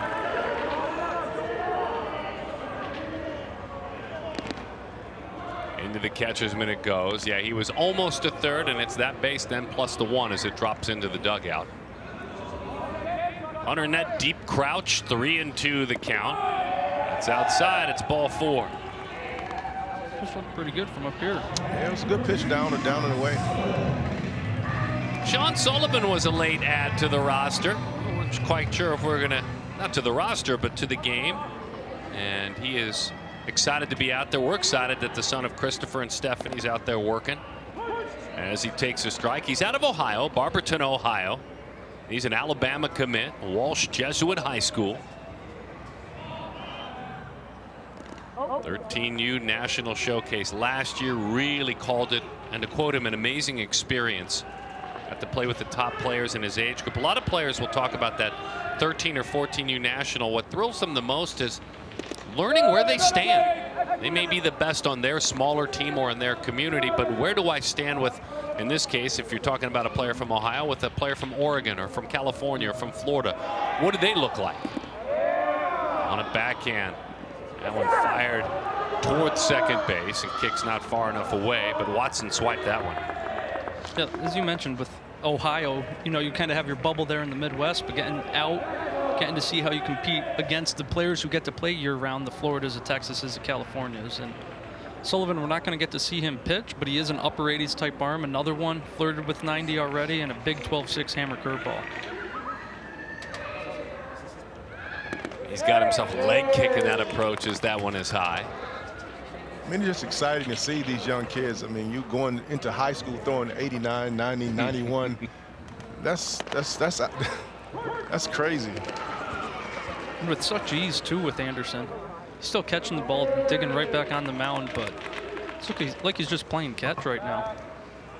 Charles, he's so athletic. He kind of reminds me back when, and he's probably already taller, but when Roy Oswald pitched, that athleticism, that bounce in his step, an athletic pitcher. Yes, swings he really right does. through that one. He's very athletic out on the mound. What I love about him too is that he has a pretty good idea as far as runners on base. He's very aware of what's going on, and right there, man, he made a great pitch down and away. Couple of outs in the inning. We had a gun down at home plate. And now a strikeout of Sean Sullivan. And for the second time, we see Roussel, rookie, Sheffield hit. As that fastball dips over the outside corner for a strike.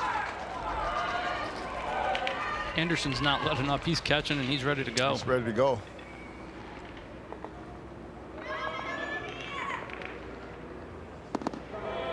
Pitches down and in. Shepard last night earned the honor of the Diamond Kinetics Offensive Player of the Year. And he had a really good thought, great perspective when they gave the award away. The inspiration to who he is was quoted in giving the award away, and I'll quote him. Jackie Robinson inspires me. His resilience to make a difference and ability to overcome social injustice. In on the hands, he dumps it into right field for a base hit, and great play. A beautiful play to the plate to get him. That way, Dolan. Unbelievable, and as you said, staying right there, John Dolan, the catcher, applies the tag. It took some pretty good defense in this inning on an inning that went a little bit sideways. A beautiful throw from right field. Brady Harris turns it into an out.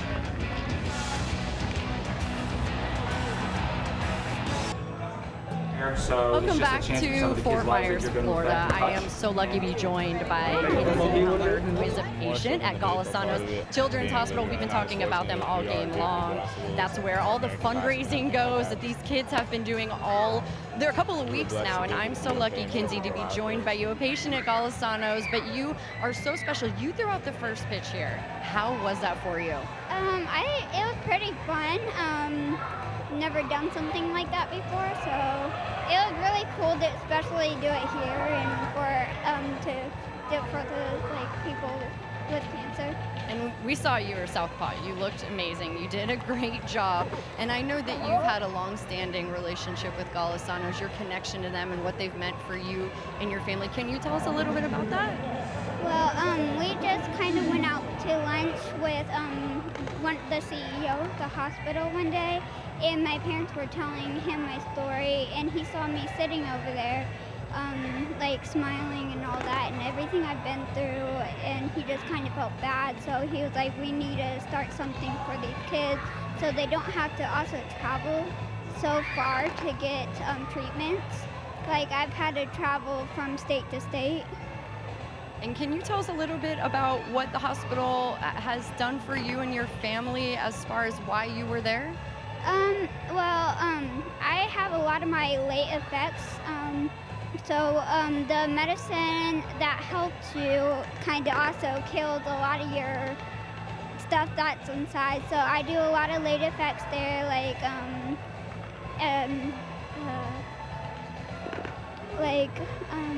I have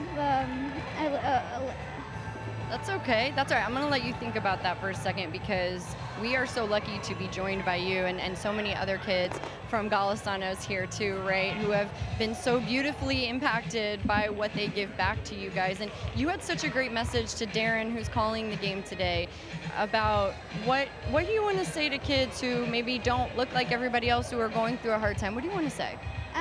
Just treat them like a normal kid. Don't treat them like they're a special ed or anything like that. Just treat them normal, because I know how it feels. So, I feel like other kids probably feel the same way. If they're treated different, they kind of close down. I think that's the most amazing message, Quincy. We're so happy to have you here. Thank you for being here, inspiring all of us at Perfect Game. Thank you. Darren, I'm going to send it back to you. Thank you, Danny. I really enjoyed getting to meet the other day, as we talked about. Landon Schutte is on the mound. He's out of Oakdale, California. In the batter's box is the highly athletic Dylan Dubovic, who is a Miami commit. Dubovic's out of Coral Springs, Florida, and is at St. Andrews High School, where Coach Alan Sharkey, also his travel coach Alan Sharkey. Dubovic deals with Schutte, and Schutte, Oakdale High School, and the son of Heather and Nick. Played very well at Hoover, Alabama at the WWBA event this summer. He said, one of my great memories was going to play in that event and staying with new teammates and families in an Airbnb while we were fighting for a national championship. He said, unfortunately, we fell short. He's playing for Alpha Prime. But he said, those memories, I actually am smelling the roses right now. They were incredible. Like, I can't tell you how lucky I was to get to know baseball players from all over. Breaking ball, let it travel and shoots it off to the right side. Dubovic's kind of like Lincoln Boyle, who we talked about last half inning, where we'll jump 4 years from now to find out where he ultimately plays, whether it's on the mound or as a corner outfielder. We saw him make that throw with the relay on Lombard to cut him down at the plate, but it's very real bat speed. He just launched extra base hits during the World Series throughout. Good fastball, rocking fire after the breaking ball, set up that high spin rate belt tie fastball, and down goes Dubovic. That's just a tough pitch to hit. He's a big 6'4" kid. He throws from a higher slot, so that ball is just going to ride through the top of the zone, playing off that curveball. That's not fair. Yeah, that's a tough pitch. I mean, he really came downhill with that ball, and like you say, had a little bit of a rise at the end. And that was his best fastball as well at 88 miles per hour. Justice DeYoung looks at a curveball. Justice, we've seen him before. He has been successful as a perfect game athlete, 12 and 13 Select Festival. He is from New York City. Poly Prep is his school. And Justice is a Duke commit, as that fastball's in on his knuckles and he fouls it off. We've already seen two swings now, one from Dubovic, one from DeJong on that fastball, getting in on the hands where they just can't react quick enough to get the barrel head out, speaking to the quality of Schutte's fastball. And that goes back to what we talked about early on, is where is that some of these kids haven't faced each other, and it's your first time really seeing Landon, and all of a sudden the ball jumps out of his hand a little quicker than you thought. Absolutely. Yeah, you're past the point of just saying, oh, he throws hard. Now you're learning to the quality of the pitch. Like, you can square up 88, but when it's coming straight downhill and heavy, yes, it's a whole different ball game. Different ball game. It's one thing to take a pitch in the dirt as a catcher, but this as a hitter hurts as well. Oof. Oh, inside his right knee. out the knee. Yes, inside of the knee. That's a tough one. Justice has a bright future with a bat in his hand, but also as a pitcher, and so it's no surprise his hero, he who on the baseball side looks up to most, is Shohei Ohtani. Baseball's true two-way player. His dad was an excellent professional basketball player overseas. His dad's Shu, his mom is Lily. We've met the family, known him for a couple of years. Is that breaking ball? He did it again. What's the chances? He did it again. Are you serious? Wow. Same leg, it looks like. Yeah, too. it's the same leg. If there's any consolation, that was a curveball. But with his type of bat speed, the ball's jumping off. And oof. Heel? Yeah, look, it hit him on the heel. Either way, either way, it's the same. It's the same leg. I mean, that is tough. He's from the Northeast, so he's going to bounce back. City kid, New York kid, tough kid. He's ready to go. And you can't get hit a third time, right? You can't. Hopefully he doesn't get hit by just a straight pitch now. I mean, I would say probably please don't swing at a sinker inside. Right. But he fouled that off a curveball, so I mean. We'll see. Does he just take a defensive hack and say, I'm done? Exactly. He's just going to stay inside this one, right? I'm guessing he's going to try to still do damage. If you get beat up that bad. You got to keep your hands in on this one here. Calls himself a gap-to-gap hitter. Obviously on the mound. We'll introduce him at that point. And he tries to shoot that one to the right field. And into the right center gap. But it ends up landing in the glove out there of Jalen Walker, who's been playing right for the first 3 innings of this game. Hang in there, kid. Walker, really good athlete. Play all 4 of those first innings, and then right field will be shared by some others like Spencer Browning. He'll be out there. And CJ Sampson, the pitcher, will go out and play some right field. I'm guessing at 6'4", Landon Schute's not used to being the smaller guy in a conversation, but Braylon Nelson just came up to him from third base and still had a couple inches on him. Yeah, there are unique athletic families, and then there is Cody Gough, his sister Coco, one of the best tennis players in the world. We've enjoyed watching her. As far as doubles go, there is no one more atop the mountaintop than her, and she's within the top 12, 13 as a singles player. With Cody, a catcher out of Boynton Beach, Florida, USA Prime, his travel team, as that one skips in there. The son of Corey and Candy. Coco's 18, and he's got a brother, Cameron, who's 9 years old. I can remember his grandfather, Eddie, we call him Red. He invited me to Delray Beach, his Little League, and he wanted me to throw out the first pitch years ago, right? And so I had a chance to meet Coco when she was younger, before she even beat Venus that one time when she really came on the big stage. And I used to throw out the first pitch to Cody, and he used to catch my first pitch all the time. And he was really small then in Little League, and so I had a chance to really get to know his family. Great people. Good changeup on 1 and 2, and Schutte, an outstanding inning. He showed us just about everything. The man out of Oakdale, California, Landon Schutte.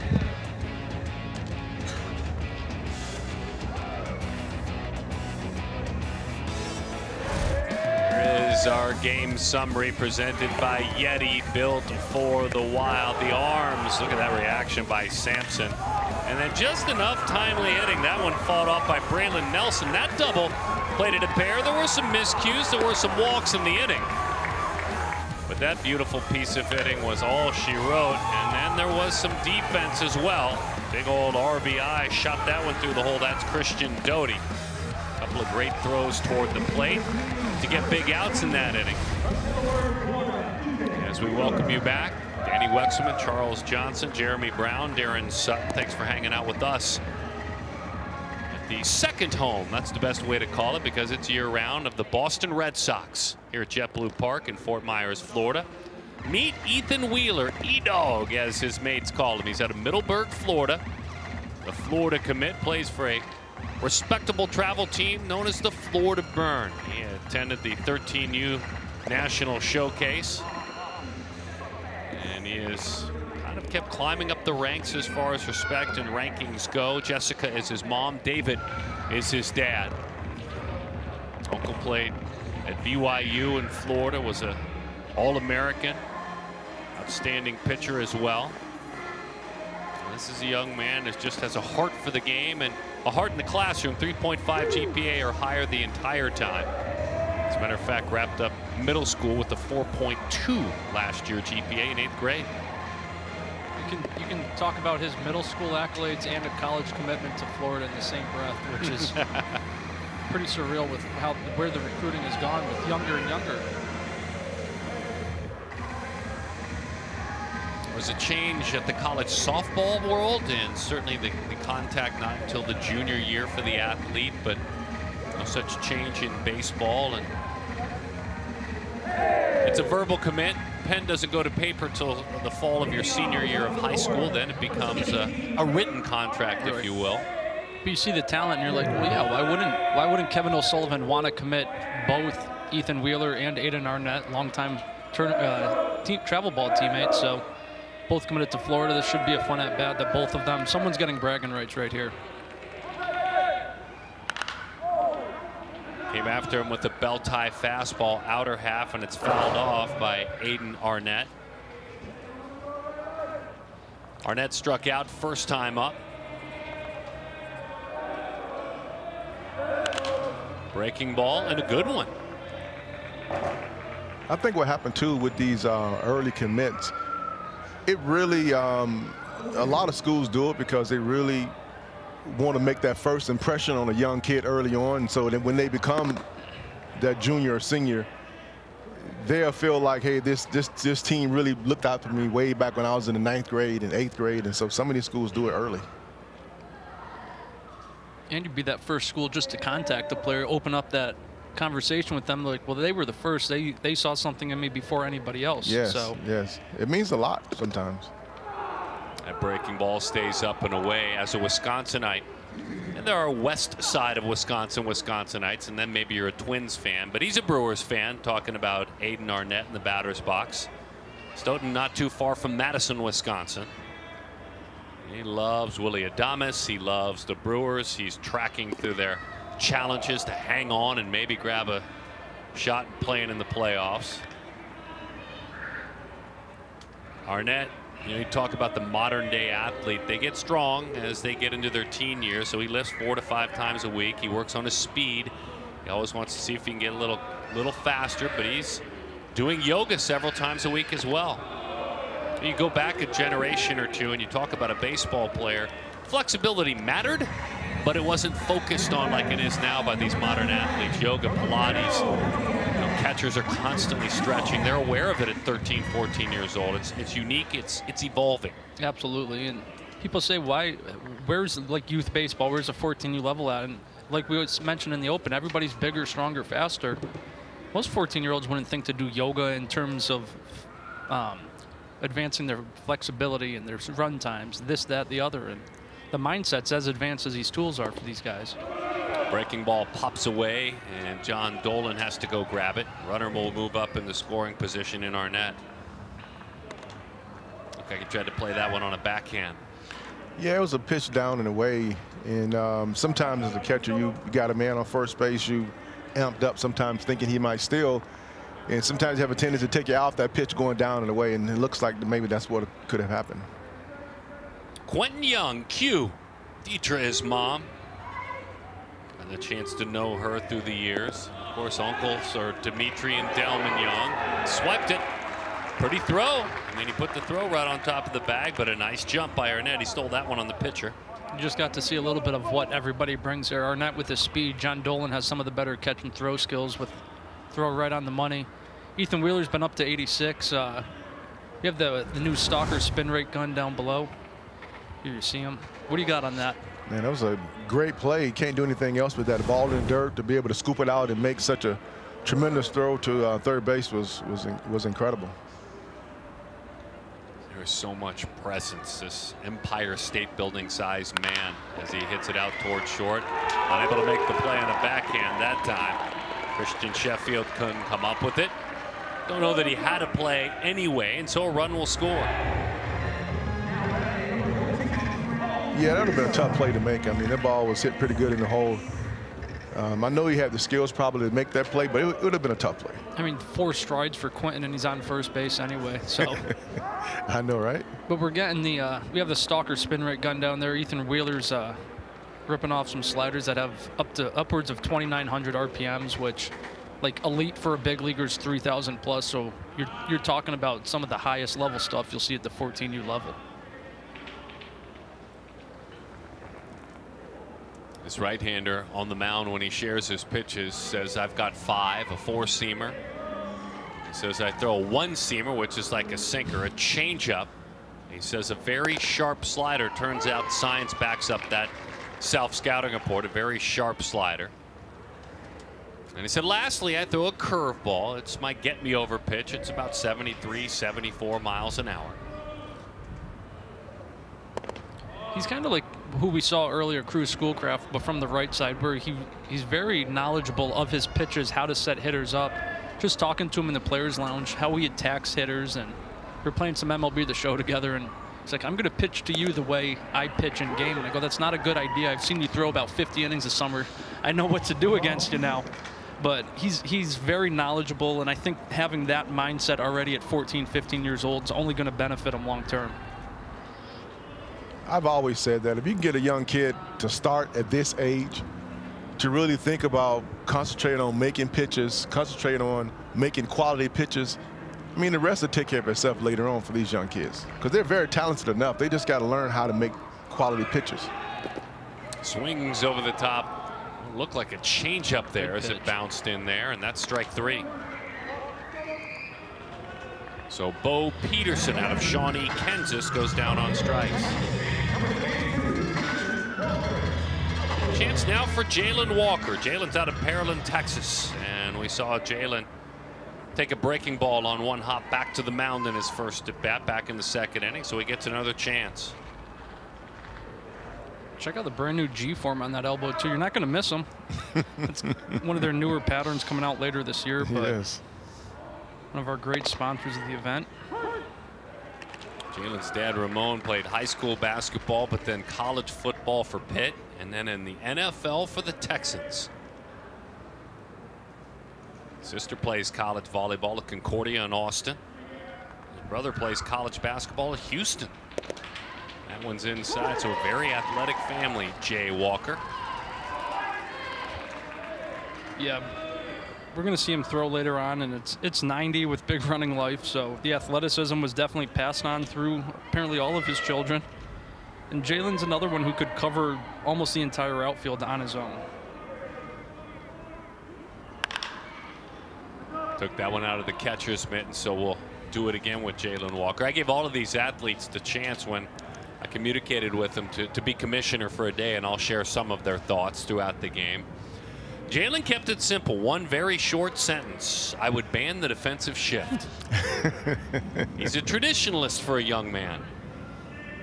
You'd be surprised, folks. You'd be surprised how somewhat traditional the next wave of the game can be. It's very interesting. If you stereotype them as, you know, incredibly progressive, it's not always the case. And Charles, we talked about it. A lot of the young catchers have shared with us that they just as soon not have the automated strike zone, that they would like to have the opportunity to keep framing pitches and stealing strikes. I mean, who wouldn't? I mean, as a catcher, you want to really have control behind the home plate. I mean, one thing about catching is that every pitch, all the time, you have to be really aware of what's going on. So, to me, I don't want no time where is that I'm having some sort of a, lapse of my concentration because I'm not worried about framing. And to me, that's all about being a good catcher. 1-2 the count to Walker. Boy, that's a good changeup. Real good pitch. Very good pitch. He's got changeups, swings and misses on back-to-back hitters. Just good. I mean, it was at 79 miles per hour, so maintain the arm speed, maintain the slot. For Jalen Walker, you're sitting fastball. He went back-to-back changeups, and just like when we saw the 3-2 breaking ball, like it's advanced stuff here at 14U. I just believe that at this age, if you can control your fastball and command a one off-speed pitch or changeup, that's all you really need, I think, at this level, and everything else you can work on, but you need at least 2 pitches you pretty much can command. Andrew Salas walked the Venezuelan first time up. He was stranded back in the second inning.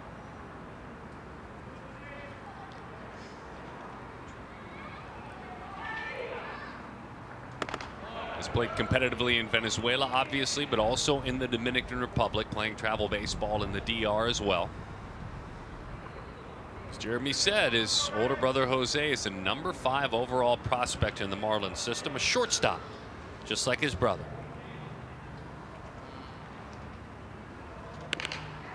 Breaking ball, a high spin rate breaking ball, charging, and a fine play out there the entire time on the move. The gutty Jackson Wood turns that one into an out. Sir, that is great stuff on the mound, and good flow too. Welcome back. The West team is leading the East 8-0. I'm with the West manager, Tanyan Sturtz, and his son, the superstar here, actually, out of everybody, I think. But Tanyan, I know that these kids learn a lot from you. This isn't your first time managing a team for a perfect game. What do you learn from them, though?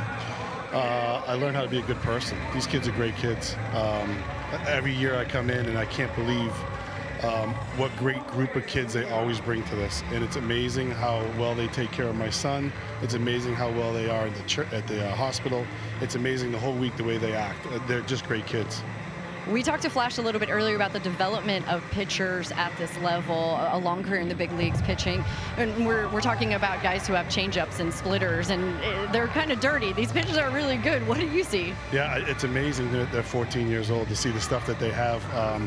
Every year I feel like the kids get better and better that we come, and their control gets better and better, and that's the key to pitching for a long time is the control. You know, and obviously we got a good little lead right now, and if we don't stay ahead of the hitters, we got some problems, right? Yes. Yeah, that's how it works here.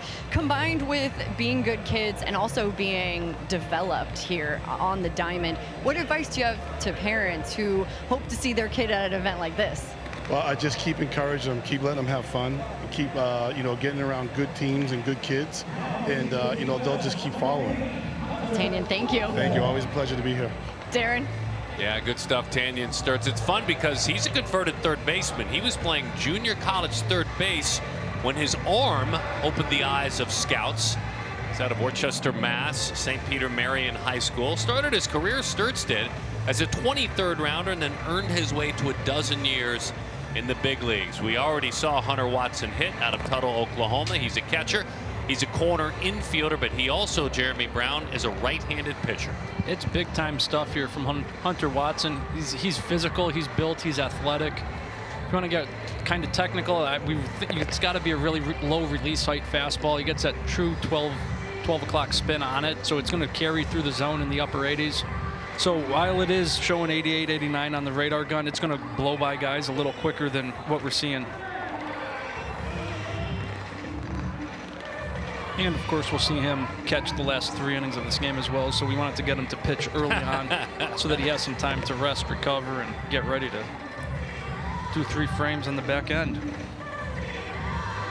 Tuttle High School, Oklahoma commit. Won the championship with USA Prime at the Perfect Game World Series. WWBA 14U National Championship, played with his team into the top 8. It was B45, the travel team that time. All Oklahoma guys playing together. He calls that a really special memory. He's facing Will Holden, or more appropriately, William Holden IV, out of Advanced, North Carolina. Dirtbags his travel team. He's at West Forsyth High School. Dad is Bill Holden III. Mom is Bobby.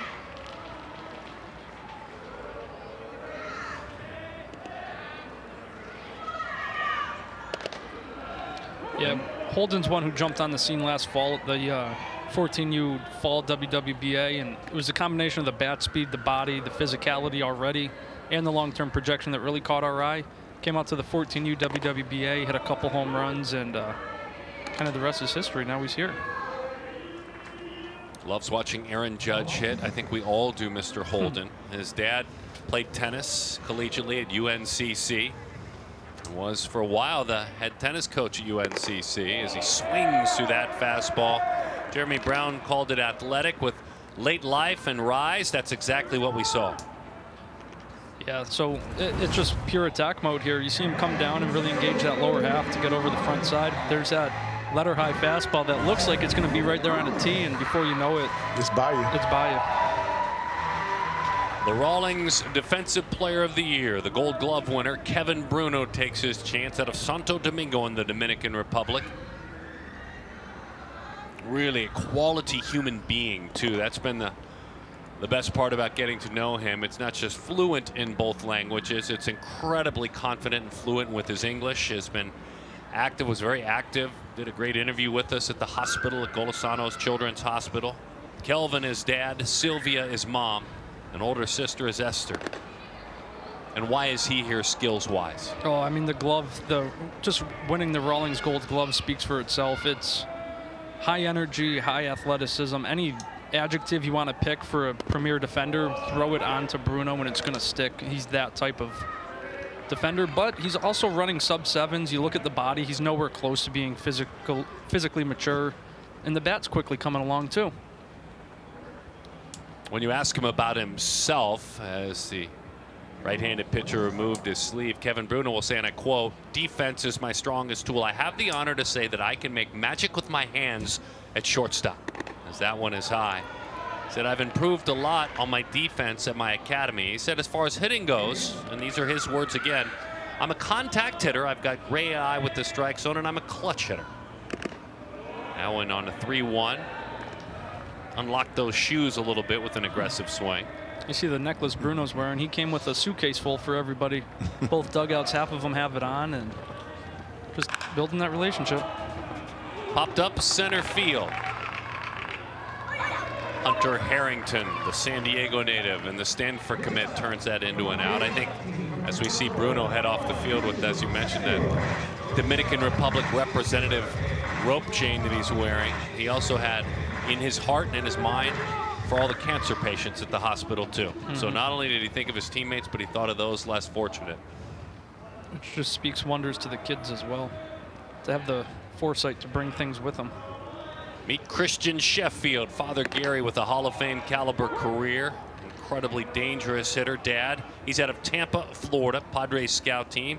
He's at Tampa Prep, and older brother Noah, we saw him last year at this event.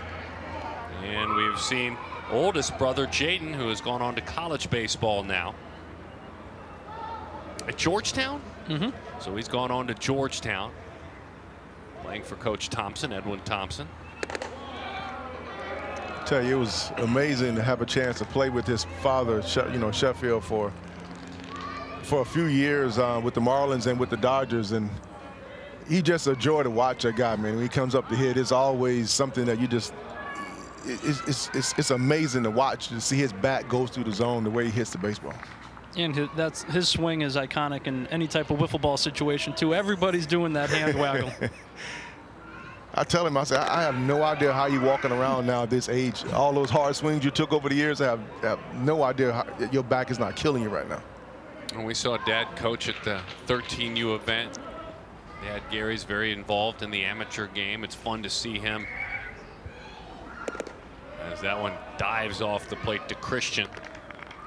Quick scouting nuggets on Christian, please. Yeah, it's a loose swing. It's you see him here not expanding the zone, just waiting to get his pitch. Good athlete. Again, he's nowhere near as physical even as Noah was last year when we saw him. But the bat to ball skills are there. The bat speed's there. That's just 89 miles per hour, so that's going to be tough to square up. Nice inning from Hunter. Yeah, that's that big live fastball. Jeremy Brown made it clear when he scouted him. It's fastball. It's late life. It's got that spin, and looks like it's tough to hit.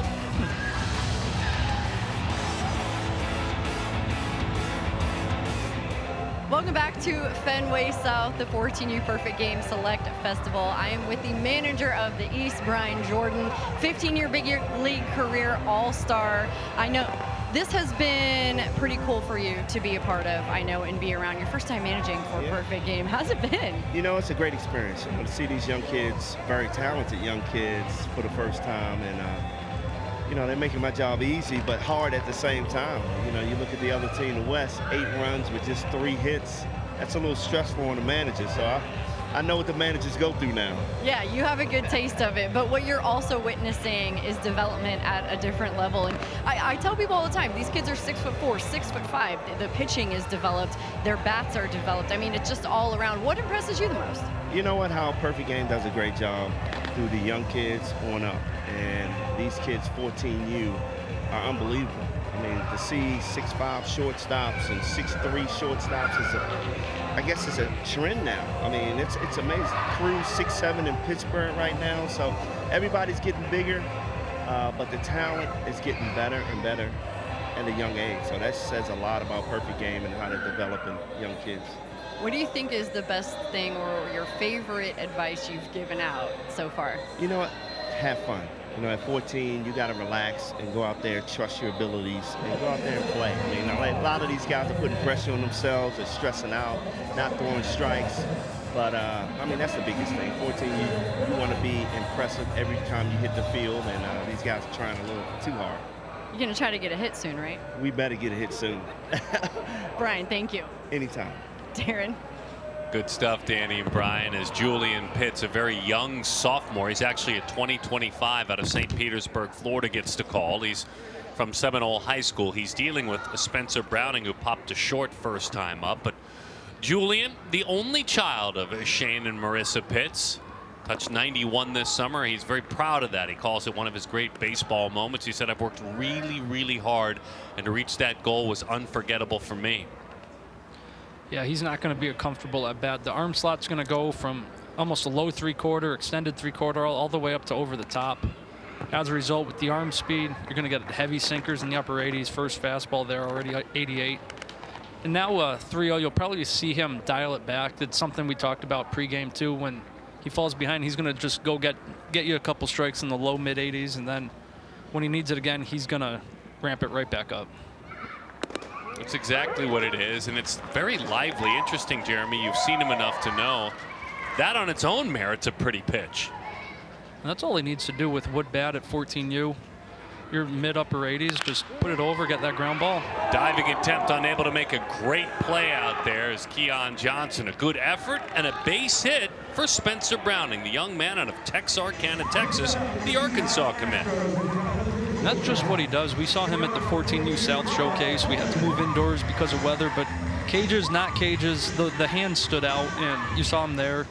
Came to 14U National. He was a doubles machine and kind of established himself as one of the top bats in the 2026 class. Bubba Coleman's second chance. He walked and scored to lead off the third inning. Runner on the move, fired down, beautiful throw, even prettier tag, and it's waiting for him. Cody Gough from behind home plate. Charles, he shot a rocket out there. Yeah, I tell you, you know what I really loved about it is that he let that ball travel. And a lot of young kids try to go get it, but he let it travel, man. He used his lower half and made a great throw. I got to point out the Bruno, too, right here. You're going to see it, the point, the Javi Baez point. He did it all last year at 13U. He was doing it in between innings. That was pretty good. He says he's got magic in his hands, and sure enough, there it is. Danny Wexelman has a little bit more on that one, D. I think we lost her for a moment. Bubba Coleman on 1-1. As that one sails outside. 2-1 the count to Bubba.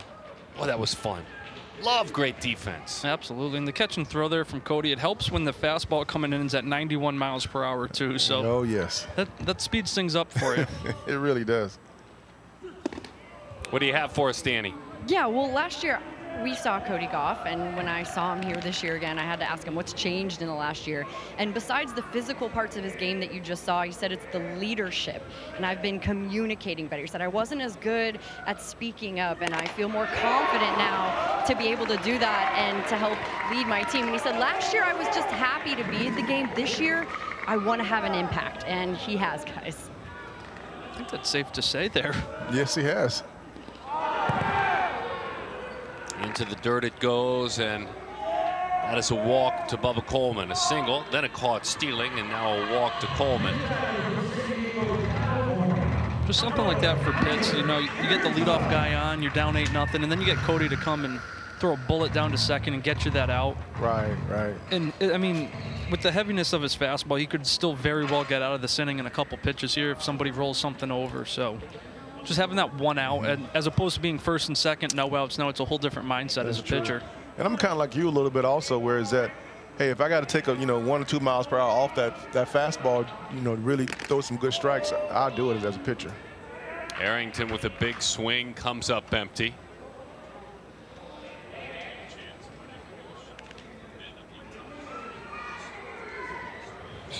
We've seen Harrington. He's no stranger to perfect game events. If there's a big time tournament, he and his twin brother Alex are going to be there, and odds are they're going to be performing towards the top of a lineup. And they've been very, very consistent since we've seen them at 13U, even 12U, dating back a couple of years.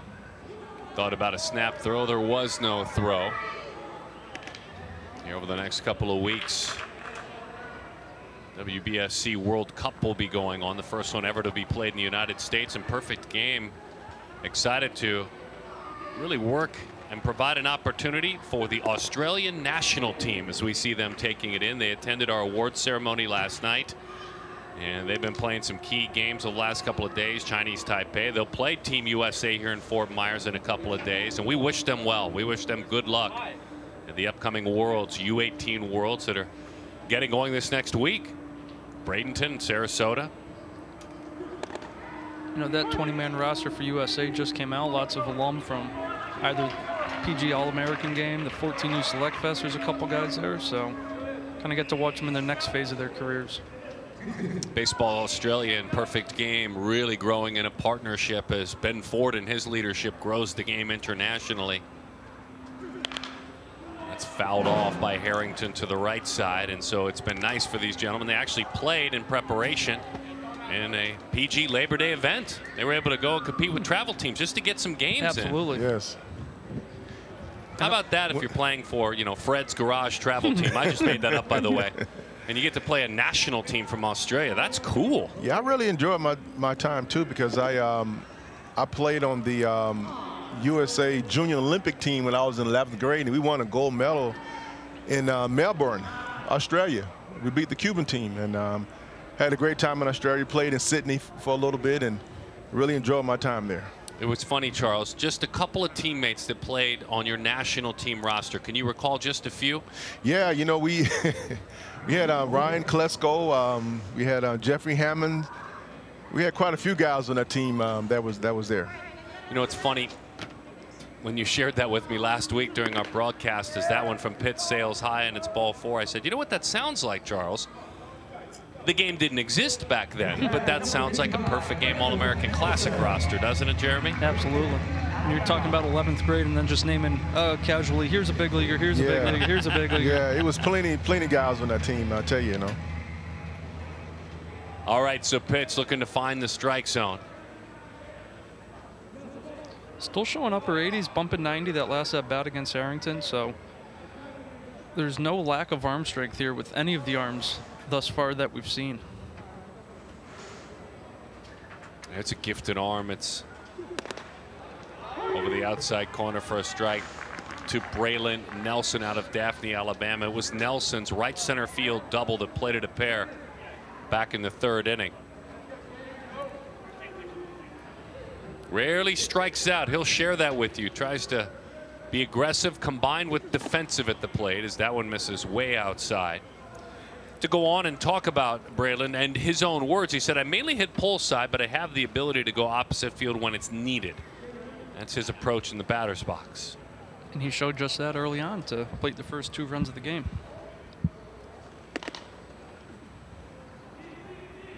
Snap throw behind the runner. Easy chance to get back there for Bubba Coleman.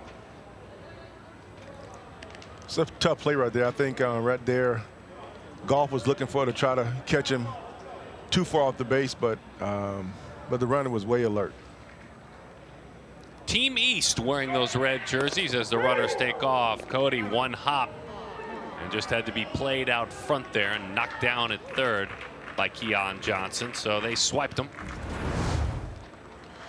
Yeah, I mean, it was an excellent jump. I mean, as a catcher, you really would love a ball to be inside the way it was, because you can easily make a snap throw, but great stop by the 3rd baseman there. That's a big guy to have to throw. Yes, it is. Braylon earns a walk, and he will hustle to first base. As Pitts will pause for one more moment. Gough comes out with some words of encouragement. As a matter of fact, his mates come all around. A beloved teammate. I noticed that in my time spending the last 3 or 4 days here. So they enjoy being around this right-handed pitcher. And see if he can find the zone with one of those bowling balls you said and get a ground ball. Get him a couple of outs. I'm sure he'd love that right now. Just still around the zone working. He's holding mid-upper 80s. Showed us 91, so there's no denying the arm strength here.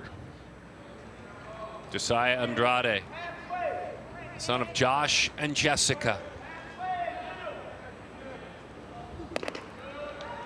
There's a strike over the outside corner. We talked about his brother Jordan, who's at Tarleton State, Division I school in Texas, transferring from UNLV. Well, he gives so much credit, Josiah, to his family.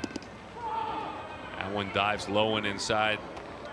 He said, and I quote, my entire family on both sides have an unbelievable support system that continues to follow me through my baseball career the entire time.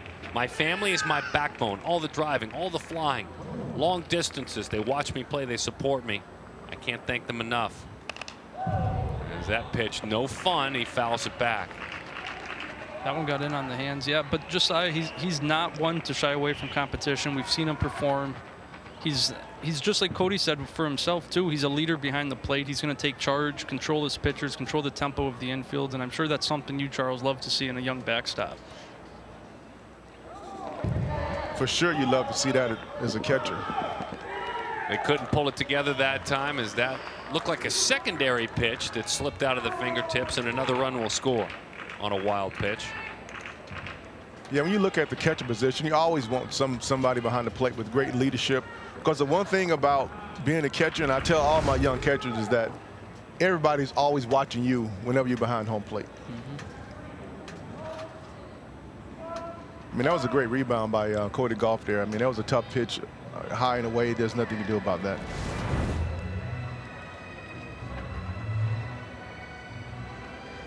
This young pitcher out here, Julian Pitts, he reminds me of a guy that I caught in Florida. His name is Julian Tavares. Tall, lanky guy. He throws a hard sinker, and his ball is really live around the zone.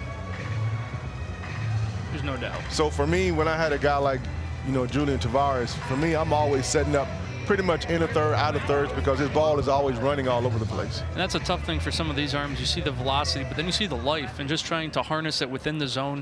You might think you're going to hit your spot, then it runs 4 inches out, and yes, you're having to kind of readjust your whole body for your delivery in terms of getting it over consistently. Big chance for Josiah now. That one up and away. Like he dropped the arm angle down just a little bit. 3-2 the count to Andrade.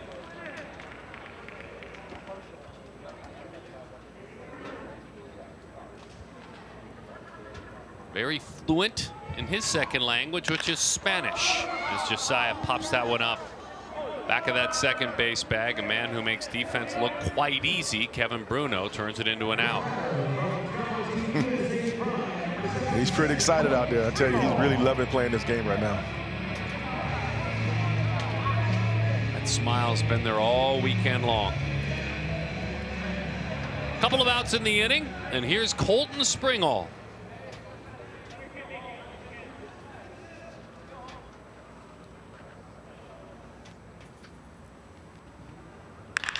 Colton winds that one to center field on one hop up to make the play. As Lorenzo Laurel. What a swing. Good looking swing there from Mr. Springhall. Great swing.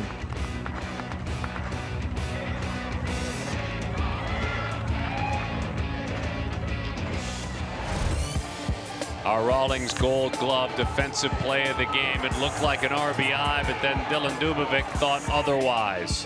Beautiful throw to the cutoff man. Lombard to the plate. Tag applied. Dolan on top. Executed to perfection. C.J. Sampson was gunned down.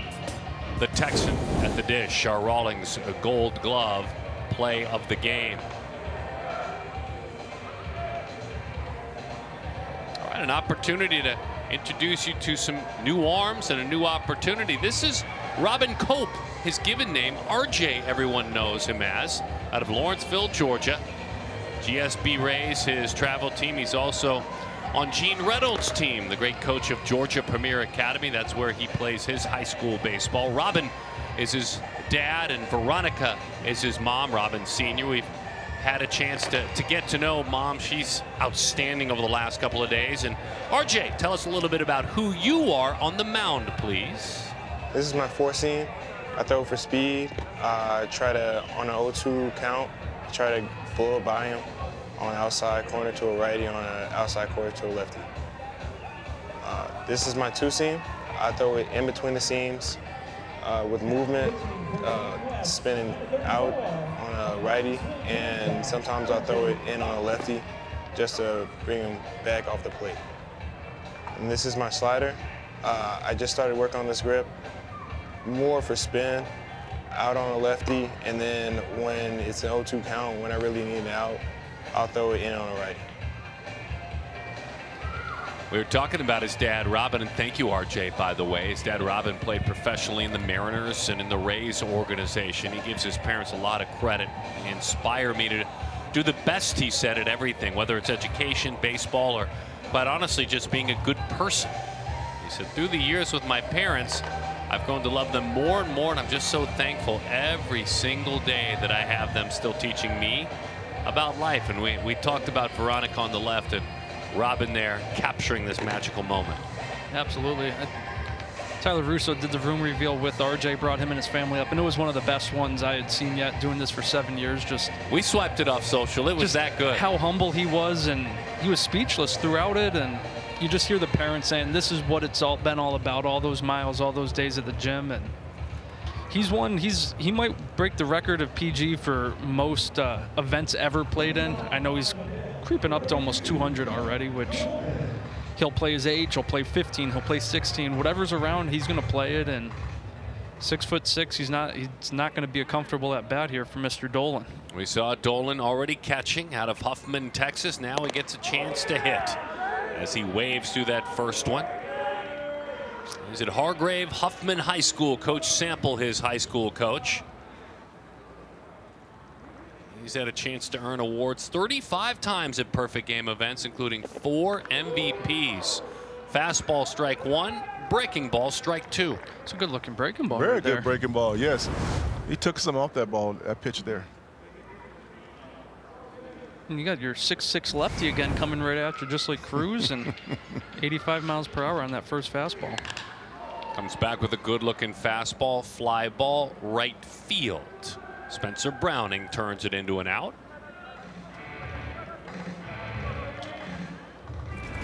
Little arm angle change here, Charles. Yes, it is. Yes, he did drop down a little bit. Still clean, still yeah, angled. very nice. Very nice pitch. And he threw 86, so it took harder from that first fastball, but East might not have a hit yet, but they're going up there hacking, and they're not afraid. The first at bat for the man we saw pitch earlier in this game. This is Braden Harris. And so Harris gets a chance now. Down at the bottom of that lengthy batting order to hit. And that elevated fastball, good spin on it. He got hit in the Was it the big follow through? Was it the follow through No. on the swing? I think he did. Oh boy. That's his receiving hand too. Yes. Yes. Oh, he hit him in the wrist.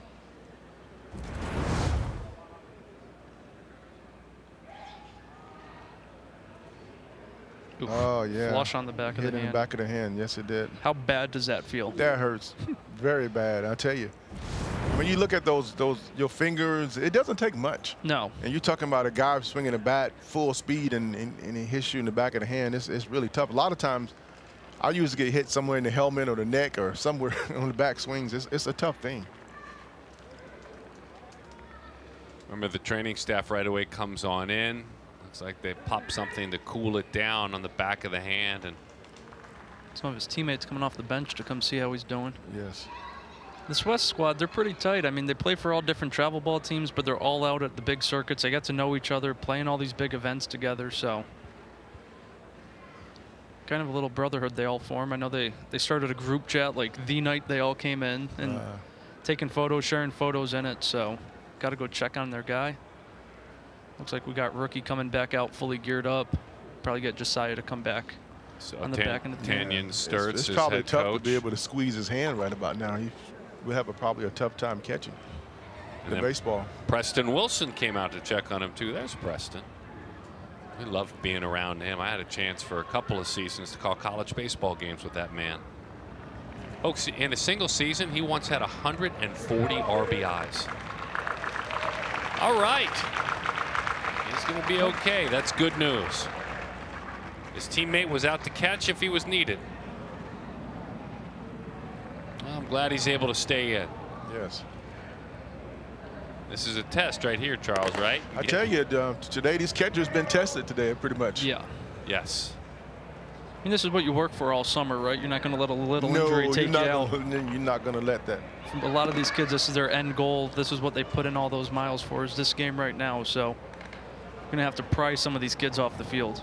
Even Justice DeJong wore 2 off the leg in the same at-bat, and poor he Justice. stayed right in there. So he stayed right in there.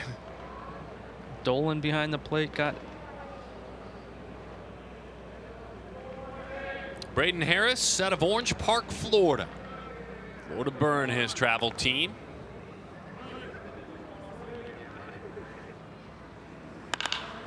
Line drive, up the ladder, unable to make the play, and it's a base hit.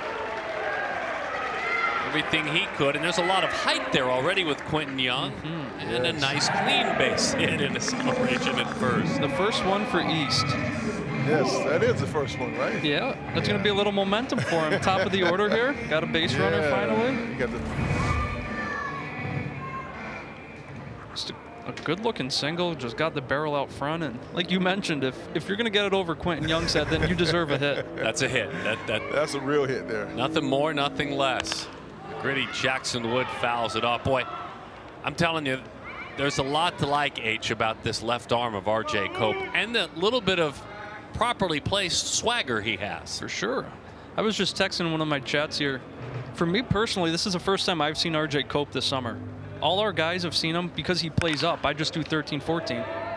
Well, they got one in the ground. Can they turn to? You bet they can. That is a double play. It was Andrew Salas to Quentin Young, and Cope with the energy comes off the field. Young turned it into a double play and a good-looking turn. One more time. Salas to Young. A twin killing.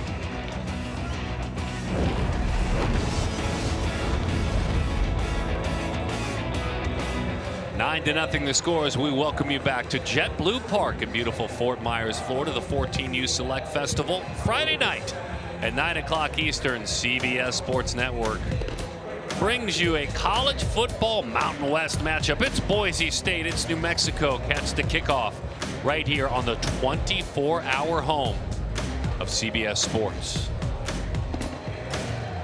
Get it, Mountain West. Fun conference. Ty Tillery with the clouds. Well, that's a painting right now. What makes it more beautiful, it hasn't brought any rain yet onto this field. That's why we like it. There is Ty. He's from Madison, Georgia. That's not too far right there from the University of Georgia.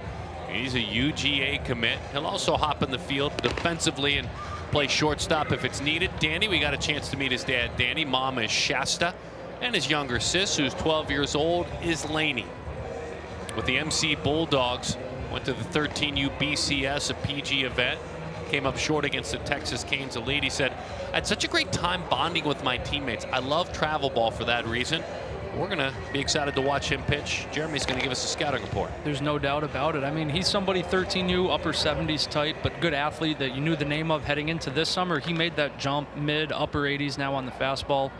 Talking to him pregame, I go, what's your best pitch? He goes, without a doubt, my slider. I said, are we going to see that first pitch of the outing? He goes, he looks at me and he goes, do you think I should? And I said, if that's your best pitch, go to that pitch or just throw one and try to light up the radar gun. One or the other, but you got to choose one. So we'll see what he ended up going with, but he was very confident in that slider. Great quarterback playing in middle school. Made the JV baseball team in 8th grade. Calls it an honor to be a part of this team. His dad played college football at Jacksonville State University in Alabama, and as a matter of fact, Ty came in a little bit late because he was playing football Friday night. Yep.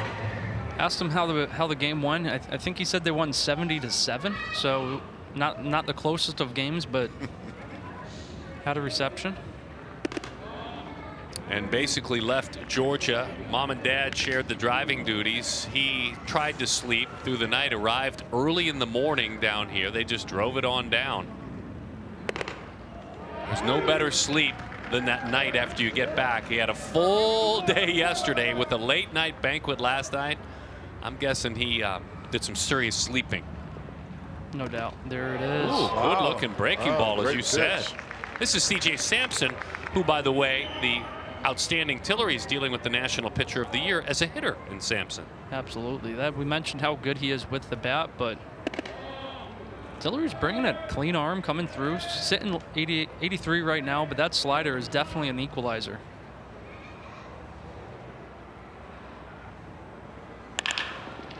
Bouncing ball, base hit right field for Sampson. Took a shot at him, certainly, yes, from right field. Dubovic, the aggressive Dubovic out there taking a shot. I need him to save his arm for when he comes to the mound, but I guess if you got it, you might as well show it, right? Use it, right? 86 on a fastball from Tillery, so we're quickly seeing it climb. I'm sure some of these guys have nerves the first couple pitches, want to get ahead before you really start showing your plus stuff. There it is, 86, 86, back-to-back pitches, so there's no doubt on the arm strength. He's a really good athlete, really good defender at shortstop, so the athleticism's evident in everything he does. Off the end of the bat, fouls that one off. Big link, Lincoln Boyle, the Kansas native from St. Thomas Aquinas. We saw him reach on a miscue last time up, eventually came around to scoring a couple of miscues. He's been a most valuable pitcher. He's had a chance to earn awards. He's, when you talk about Lincoln, earned multiple awards playing football and basketball as well. But he makes it clear, this is my passion, baseball. As you mentioned, already committed to the University of Arkansas too. I believe he's their first 2026 commit, or second, sorry. Spencer Browning was their first. So Coach Dave Van Horn and staff, they're getting it going a little earlier than they usually do and landing 2 really good prospects to start off that class.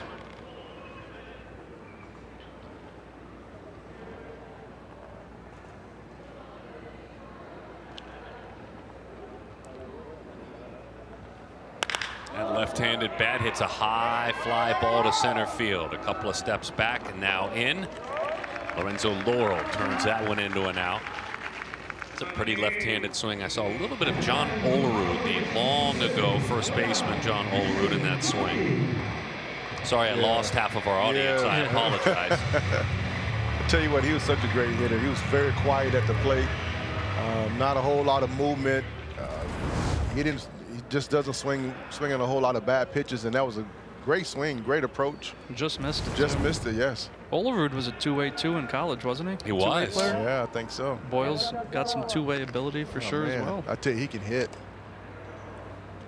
Christian Doty can hit. He singled in a run and also scored back in that wild and woolly third inning.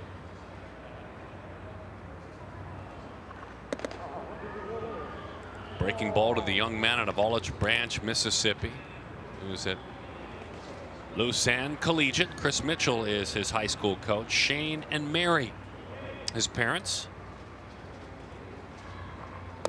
As we told you earlier, there's a fun thing going on with a travel team out of Orange County, California, BPA. Jared Sandler's their leader. Really good baseball, man. It's a good program. But they've partnered in a unique partnership with good athletes in Mississippi. And you have Southern California athletes playing with athletes out of Mississippi. I kind of think it's cool. And so he plays, does Doty, for the BPA team. He sends that one a mile high into left field. Again, going back to find where he needed to be was Will Holden, then turning it into the second out of the inning. It is unique that when Yalobusha Giants, Russ Pratt come together with Sandler, and we saw a couple years back with Kemp Alderman was a BPA guy via Yalobusha, so kind of all comes full circle. I love Kemp Alderman, folks. He's the strongest man in the world besides Kyle Farnsworth. And Kemp Alderman's at Ole Miss still, correct? Yep. Just got a national championship. I heard about that. Here's Hunter Watson. Hunter was good on the mound. Very. Punched out the side, I think, right? I believe so. Couldn't get it out of there. Not sure if he would have thrown him out anyway. Nice big jump by C.J. Sampson. Yeah, it was a tough jump. I mean, when you look at those breaking balls, they're really tough because you have to stay back long enough to be able to wait on and catch it and make it throw. And don't know if you would have threw him out or not. You know Goff's feeling it right now, though. So he's got the momentum. He's got the confidence and everything. Believe me, he wanted to throw him out right there. I'm guessing, too, he doesn't want to move too early in his actions because you don't want to cost a pitcher a strike, too, on a close pitch. Yes, that's true. That's true. Too much movement back there, and Ump will just automatically assume the ball. Tillery, some late giddy up on that one. Gets an empty swing and a miss. 85? You just look at him there. There's so much more room for him to grow.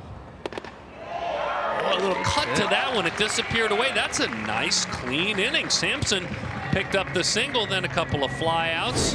Ty Tillery, still a great high school football player. His future, though, on the bump. Georgia, here he comes.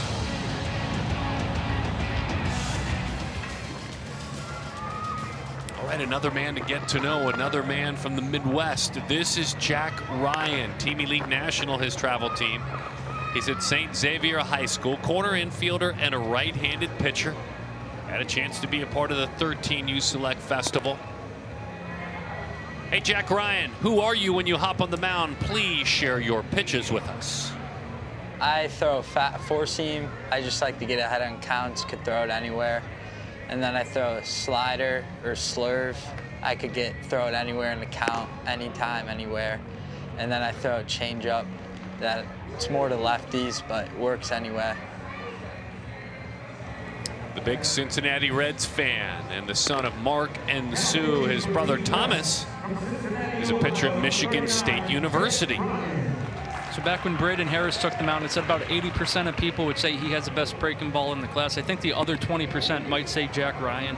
It's a real hammer. I mean, he called it a slurve. When he gets on top of it, it is a straight downer 12-6.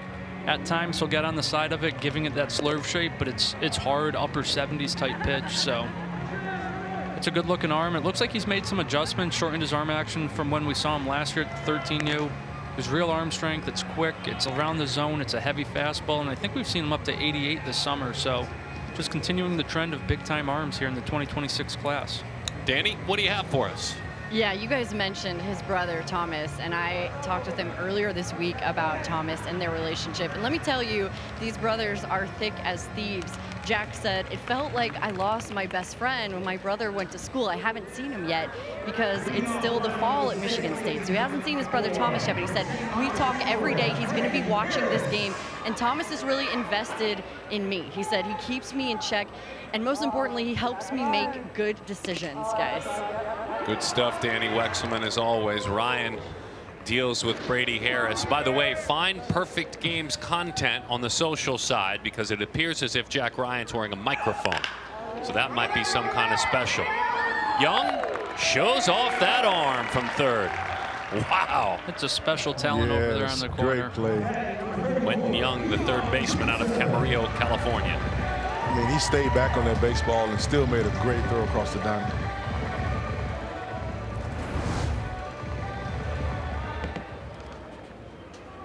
I mean, played the hop very well. Work behind the ball. Strong throw, yes. This kid's going to be something else. We've seen him move over, play shortstop, play anywhere you need him in the infield. He got Brady Harris the first one. That fastball zips over the outside corner to the National Player of the Year, Keon Johnson. Look at the smile from Keon. They're having fun out there. Ryan gave out a huge audible grunt, so if he is on mic, that's going to be loud on playback. He sure did. Breaking ball missed away to Keon Johnson.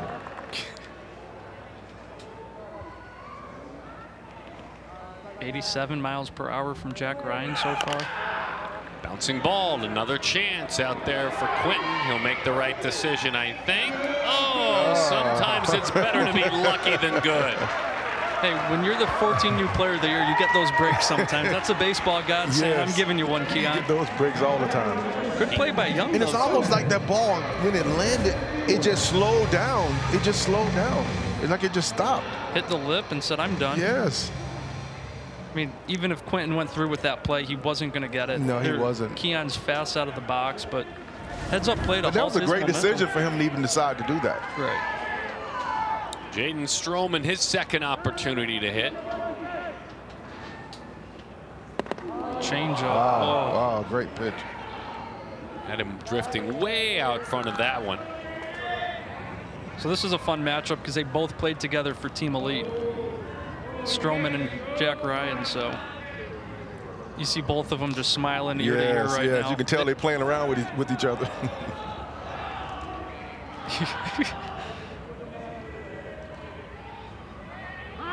There's a little game of cat and mouse there. Yes, it is. You see them, they're loving it. I'm pretty sure that you're going to hear the grunt coming up pretty soon. The score here means absolutely nothing to them. They're all having fun.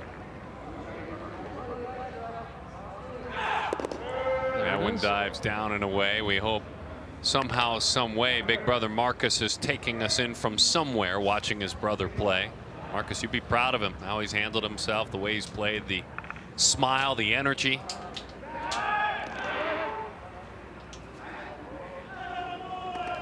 Don't forget, Marcus Strowman, more than a decade ago, attended Perfect Games National Showcase and also was a talented middle infielder. Primary shortstop then until he got to college. That one slips on by. Pretty good throw. Andrade might have had a chance on a hop. Again, I say might have had a chance. Yeah, maybe if it was maybe a little longer hop. It was a tough play for the middle infielder to make that play because it was a tough hop. He got it out quick. Braylon Nelson unable to scoop that one out. Charles is right. That would have been a tough in-between play to grab it and pop the tag down. A lot of these runners too on base, they're getting on and they're looking to showcase the speed. They're getting good jumps. And to me, that's why this this format, this showcase is tough because when you have pitchers, they're trying to make pitchers, and they're trying to get outs, but the catcher want to showcase their ability in throwing runners out. So absolutely, it's tough.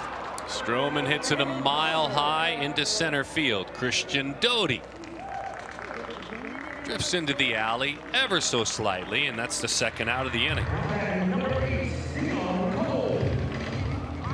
We see Dion Cole for the second time. Cole flied out to right field back in the second inning. Posed a runner out at the plate too from center field. Yeah, he did. Which is impressive too, because this time last year Dion was starting at shortstop for the East team at the 13U. Decided he wants to go back out to center field, let that athleticism take over, and he's really taken the transition in stride. You see his neon green G form there. Cole, the PG Tech Power Award winner. Earned that award right out of the gates to start off our celebration last night. Quite an honor.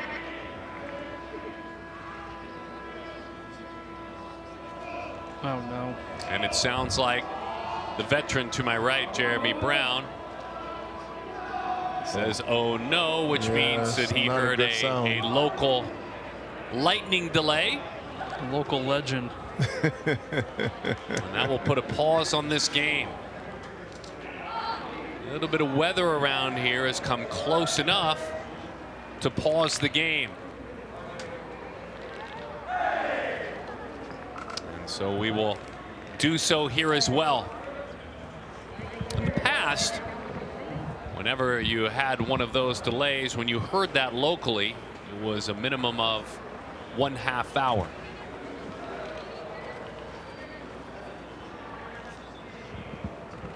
We'll work with our partners here with CBS Sports Network. We'll obviously keep you in tune right away with what's going on here, because we're having fun watching these kids express themselves, and hated to see that happen. If you're not familiar with Florida weather, you're saying it looks really nice outside right now. Beautiful out. I was hoping it was a really long truck horn or something, and then the umpires threw their hands up. So it's so deceiving with the Florida weather. You get the lightning way in the background. This has been fun watching these athletes. Let's go ahead and send it on back to CBS Sports Network with the understanding that we will immediately come back to you once we resume play. For now, though, it's the ACL Pro Battle American Cornhole League. We'll take a look at that, and you'll enjoy it. But get back here as soon as you can, and hopefully we'll continue this fabulous game. The perfect game, 14U Select Festival. We'll be back to Fort Myers in a bit. Allow us to continue the 14U Select Festival after a delay, a weather delay, and it's real good to be back and getting it going. Charles Johnson, Jeremy Brown, Darren Sutton, but on the field is Danny Wexelman. What's been going on down there, D? What's going on? It's chaos right now. It's chaos. I've got the East team behind me. They took some time to eat some snacks. Some of them did a little rest, a little fungo golf. They made some TikToks, obviously. They played Fortnite. And this team is ready. You guys ready to get back? I think my only question is, are they going to score a run? Are you going to score a run? Yeah! Okay, they're going to score a run. So they got ready. They're rested. They're ready to go. What did you guys do during the break?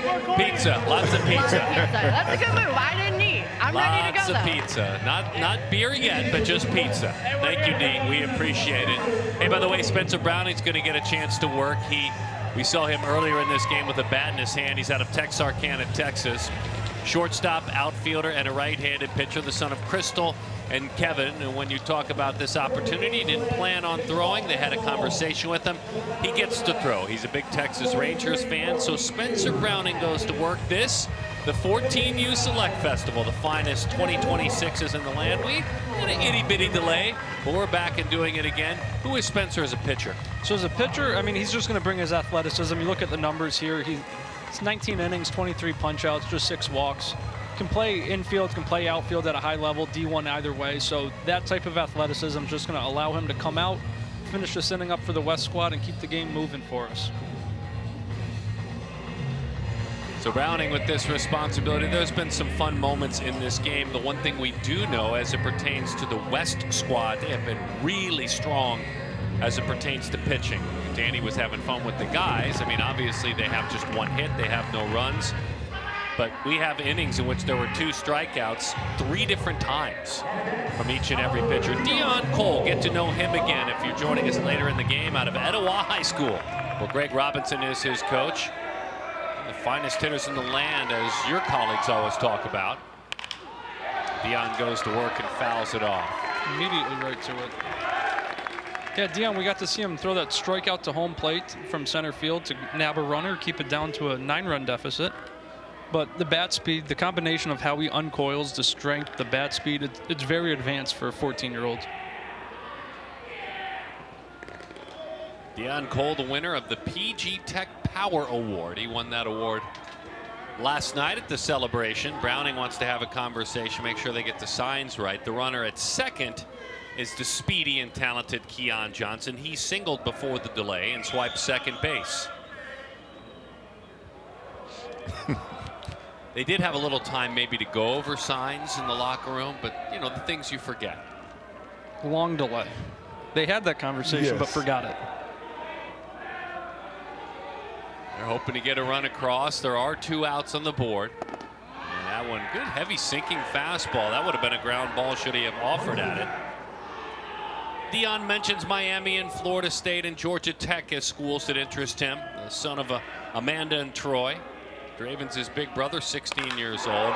Breaking ball lifted firm into left field, but over to make the play and haul that in out there. Aidan Arnett hauls it in. That is 3 outs. Well done, Aidan, after a lengthy delay. Heck, on the archive, you'll have no idea how long it was.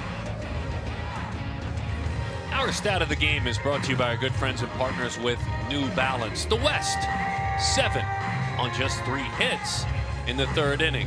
Just got a little bit sideways, but that play of the game presented by G-Form. What a pretty swing that was. Braylon Nelson, who spends endless hours on his tee in his garage, that did the most damage, because it's one thing to have a runner or 2 walked in, but then when you played a pair like that, kind of knocks the dam down. You know, no doubt. That definitely kind of set the tempo for it at the beginning of the game. And he's definitely in there scheming, trying to add on to what he thinks is already a solid performance, what we think is a solid performance. Picked up a walk in his second at bat and should be coming around here shortly. Meet Justice DeYoung. We already met Justice, the hitter. Let's meet the pitcher. He's out of New York City. He calls himself a pitcher first, a third baseman second. He's at Poly Prep, where Mac Roventini is his head coach. I'm sure Matt is watching this very closely. This is a Duke commit, and who is he as a pitcher?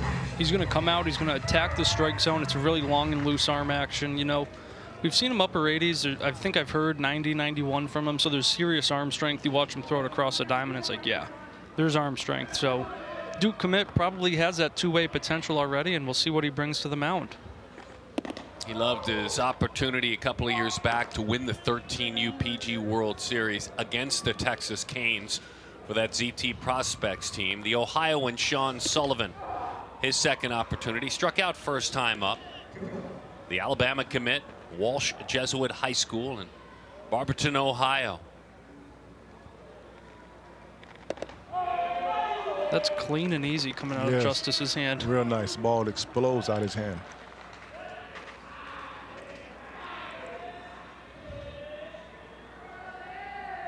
And it has to be hard, too, when you have this rain delay. To really try to get everybody back up again. It's always tough. To believe me, playing in South Florida. No doubt. We had to deal with this rain delay quite a few times. So he's sitting 86, 87 right now with the fastball. But it's easy. That one easy over the outside corner. 3-2 the count. Yeah, just to get me over 3-1 pitch. This is a 14U game. I remind you, when you take a look at that presence on the mound, that size. Got a swing and a miss at a pitch that disappeared away. The little fire from Justice too on the punch out.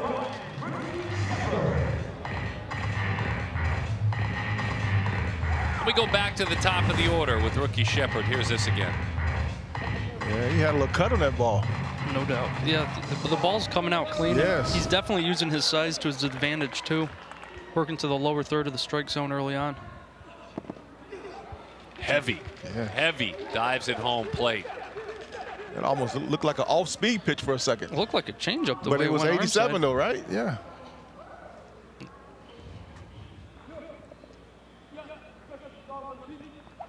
Roussel, rookie shepherd out of North Las Vegas, Nevada, and time is called. The Miami commit wants to pull himself back together. Numbers guy. When he gets in the classroom, he loves math, percentages, averages. They all intrigue him. Most of his baseball numbers are very good, as he has to hop out of the way. 1-1 the count.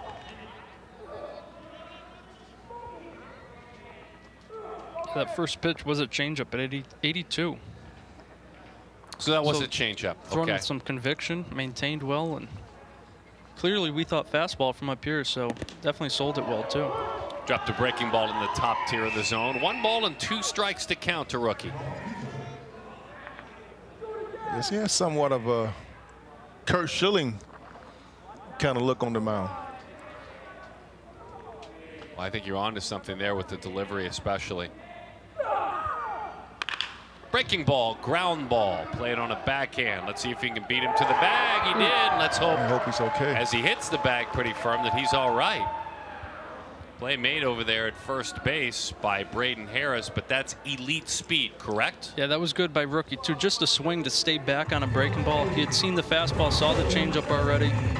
See Harris come off the bag, make the backhanded play, but rookie can move. He came through. Throw a little behind Justice, and rookie, there was just no shot there. Man, that was close there. I'm glad he's okay. I am too, Charles. Wow. Boy, that ankle's good. And that's a tall tower of a man, too. Watch this. Oof. Oh, man. We're lucky there. Oh. Yes. Man, that could have been a lot worse. So rookie's on with the single. Here's Aidan Arnett, the Wisconsinite. Walked and scored as the breaking ball skips in there. Great anticipation by rookie. Nothing really that could be done in keeping that ball anywhere. John Dolan did the best he could to keep it in front of him. Yeah, there's nothing to do about that. I mean, the ball hit pretty hard off his body and went too far, whereas that he's not able to throw the runner out. Guys, that's a true 12-6, like a good old-fashioned curveball. Mm-hmm. And with that height, to use that height and to use that leverage on a breaking ball, nasty. Covers a lot of zone. Ooh. How far? Not far enough. Andy Young said he shared with us a challenge he overcame as his changeup. See this one? Doink.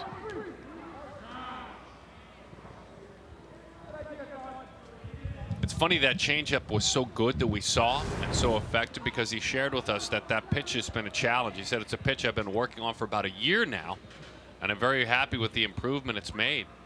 If there's any indication, a visual for us, that a couple of pitches ago that he threw was outstanding to rookie Shepherd. The Wisconsinite committed to go to Florida. The West squad wearing the navy blue jerseys, the East in red. Breaking ball. Good pitch. Finding feel for it, even behind in the count. 1-0 there shows the type of confidence he has. That's in a lot that of offer. confidence on that count there.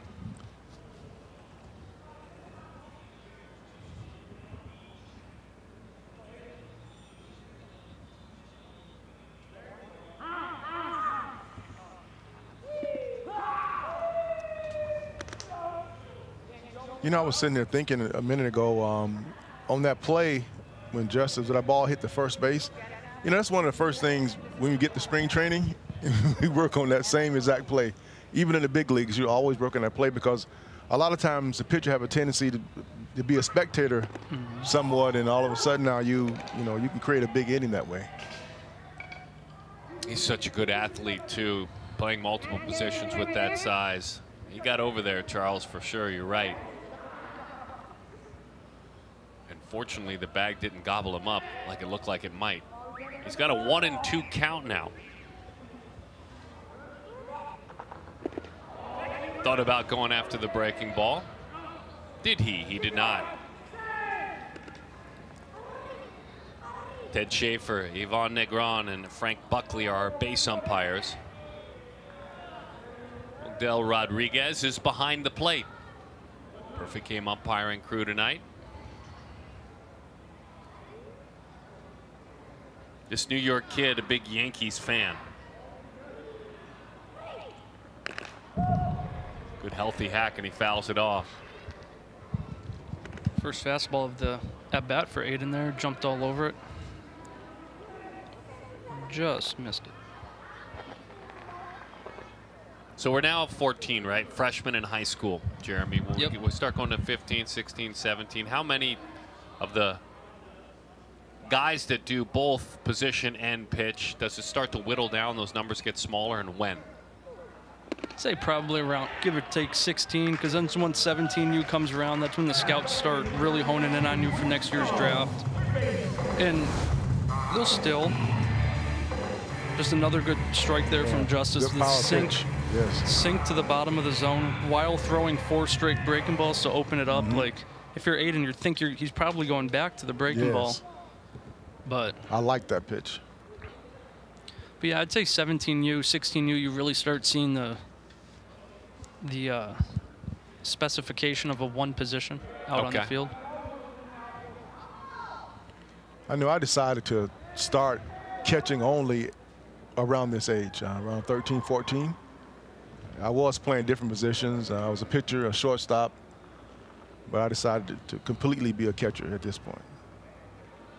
Big Q, Quentin Young wags that bat as he takes a fastball that's high. The young man out of Camarillo, California, who, by the way, needs to be mentioned, is a perennial straight-A student. 4.0 GPA, Dean's List, honor roll. He was one of the first ones to check in to the hotel on check-in day, and he asked, because he had played the game last year, he goes, "Where's the player lounge?" I said, "It's not ready yet, but if you come help me set up all the video games, you can come in and get everybody in." I think he raced me to the room and had everything set up in 10 minutes. That's outstanding. That's pretty good. He just dealt with a really pretty breaking ball a moment ago. And there's another, and he's ready for it. Down off the end of the bat, taking a tumble. It dumps in, and it will plate another run. Left field became a little bit of a Bermuda Triangle out there for Jackson Wood. And so hustling on around to second is Quentin Young. Took a breaking ball, got it down off the end of the bat. 10-0 the score. I think it was because the big swing. I think he took a big swing at it, and I think it froze the left fielder there, and it kind of fell in front of him. Tried taking a step back. Yes. I think that was a fastball, though. It might have been barreled up over the monster. He got his hands extended on it. That was just off the end of the bat there with the breaking ball. But he was only just a little out front of it. Bo Peterson has a chance as the inning extends.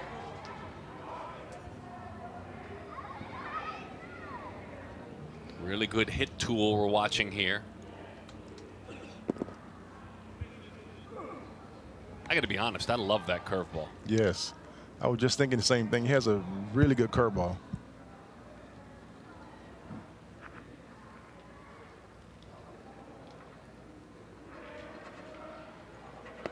Went back to it. That stayed high. Bo says about himself, "If I was in the box, people know me most for my hit tool. I can drive the ball all over the field. Then I use my speed. I'd say I'm pretty advanced when I step in the box. I can hit.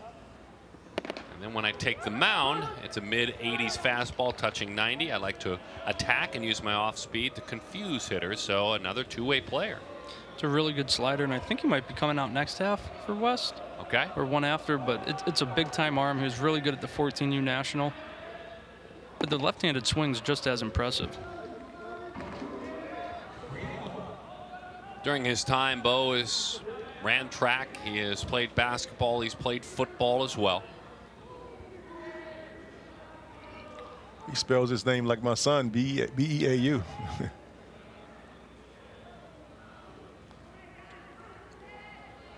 Is he a catcher? No, he was a outfielder, but now he's a tight end at Georgia Southern. Fair enough.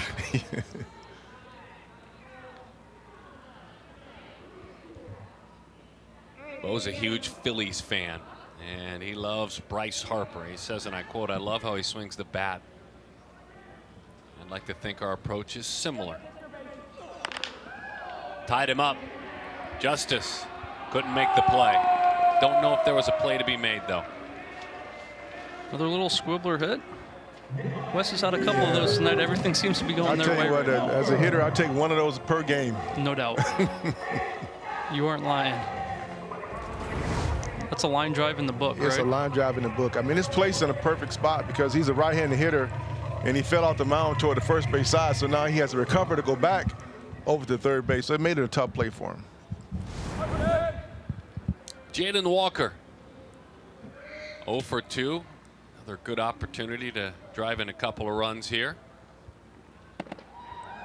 Curveball hits the outside corner. He really likes going to that breaking ball. And that lets that fastball play up even more when he finally lets one rip.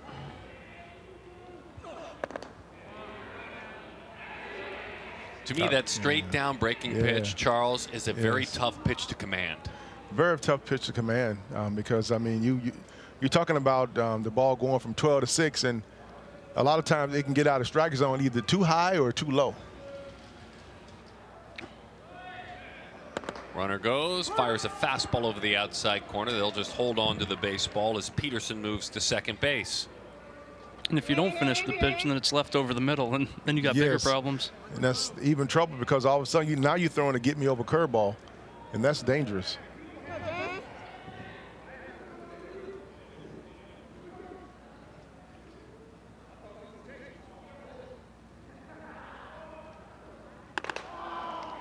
No chase on the fastball. When you ask Jalen to speak of those who really move him, he talks about his brother Ramon. He plays college basketball at the University of Houston. He said he inspires me the most, pushes me, really pushes me to be good at everything, always encouraging me to work hard. Then he demonstrates that work ethic for me. I bet his brother's really proud of watching him work. Great block. I think he went. He did go. Yes, great block. It was a great block. Charles, you were on that one, certainly. That one knocked down by John Dolan, kept it right there. The West adds on this curveball. No fun for hitters. Again, I say what I always say. It's a 14U breaking ball. That's close.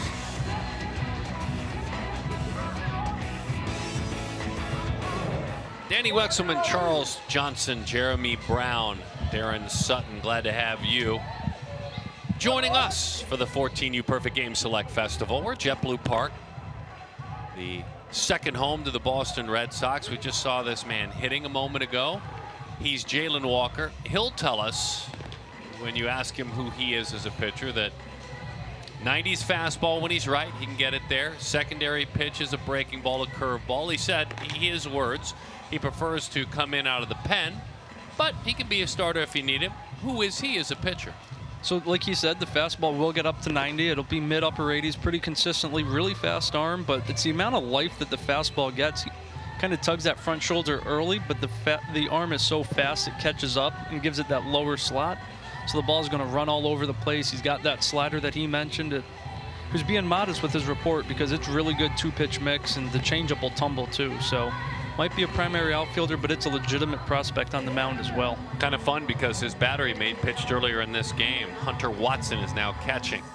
There's Keon Johnson's mom, Sheena Mingo. As a matter of fact, a lot of the moms have been, and the players, moms and players have been doing a bunch of dancing. Absolutely. Just got to stay loose. Have some fun with it, right?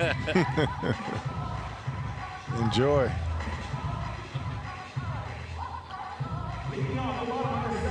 Fist bumps all around. Lorenzo Laurel will lead things off. Zoe, as he is known by those who care about him most. Non-commit at this point. Florida State, Tennessee, Florida, places he'd love to play at. He plays high school baseball for one of the best programs in the country, Stoneman Douglas. Marjorie Stoneman Douglas High School. We always honor those that lost their lives at Stoneman Douglas. Tragic 17, the shooting, Valentine's Day back in 2017. There's an out. An underhanded flip. So this ballpark is a good one, and it's one that Perfect Game is fortunate to have such a great relationship with. The Red Sox, number one, And number 2 with this area, with the Parks Department, with the group here that puts it all together with Lee County. But there are so many pieces to this park that are Boston. Jimmy Fund being honored, the great numbers that are retired right there outside of the ballpark, the legends.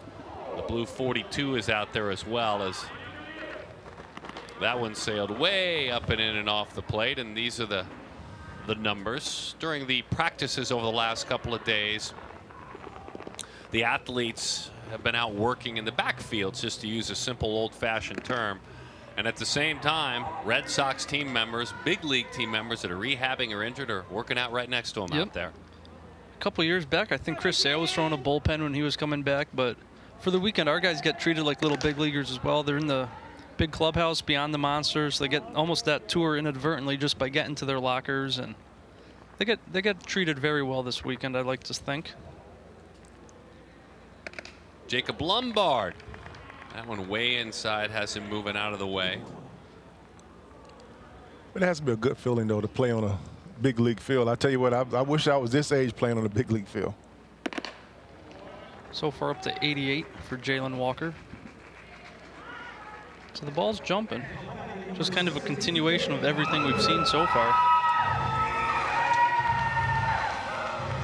Dylan Dubovec. The Miami commit struck out in his first at bat. Coral Springs, Florida, St. Andrews High School.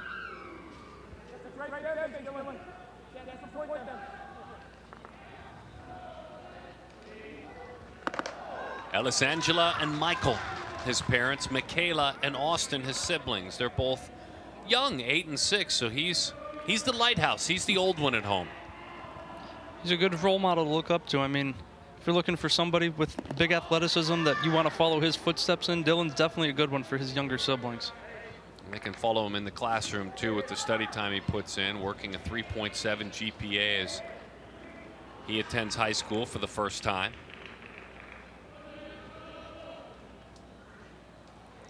I just think with Walker here, he needs to pretty much stay on top of the ball a little longer. Dubovec, high fly ball, center field, down. It will roll all the way to the track, over the head of Spencer Browning. That is a couple of bases. That is a double for Dylan. And that's definitely right there what he's capable of with the bat in his hands. That's some power. That ball jumped. Yes. And just look at him. There's no real physical strength there just yet. So his best days are still ahead, and take another look at it. I mean, that ball carried pretty far out there.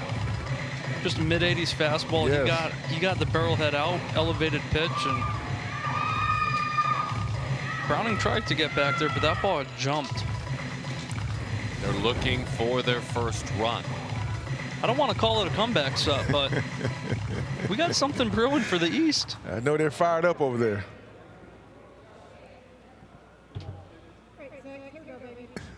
Runners on second and third. Justice to Young. Unbuttons that jersey with that swing. Yes. That was a little power on power. Yes, he was trying to drive a run in or two. Trying to score all 10 at once.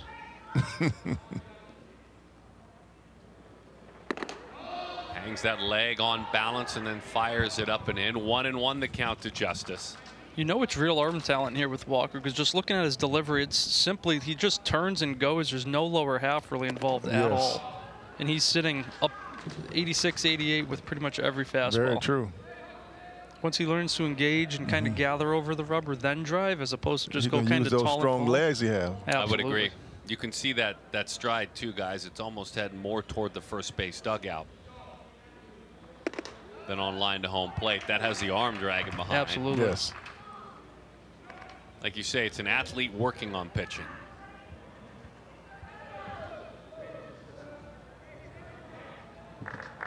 And by the way, let it be known that this young athlete, Jalen Walker, is another one. If he were commissioner for a day, that would get rid of defensive shifts. It's a very popular choice. You're right. This is the future of the game, folks. Yeah, a lot of these young men, they're not liking this shift. What would yours be? Commissioner Johnson for a day. What are we doing? That's ball four. I tell you what, I'm with them, man. That shift has been kind of crazy. And I've just been hoping that a lot of guys would try to hit away from the shift a little bit, at least get you one hit every now and then. I mean, they're giving you half the field. Joey Gallo started to figure it out once he got traded. Yes. Over to LA, started using all fields, and I think I would ban the pickoff. I don't like the really pickoff. Slowing it down. Cody Gough has the bases loaded. Swings right through that one. Sister Coco today had a wonderful day at Flushing, Queens in New York, moving on to the quarterfinals of the U.S. Open. A journey that she has never taken this deep in that event. What a proud day for the family. Younger brother's on national TV representing his age group. 1-2 the count.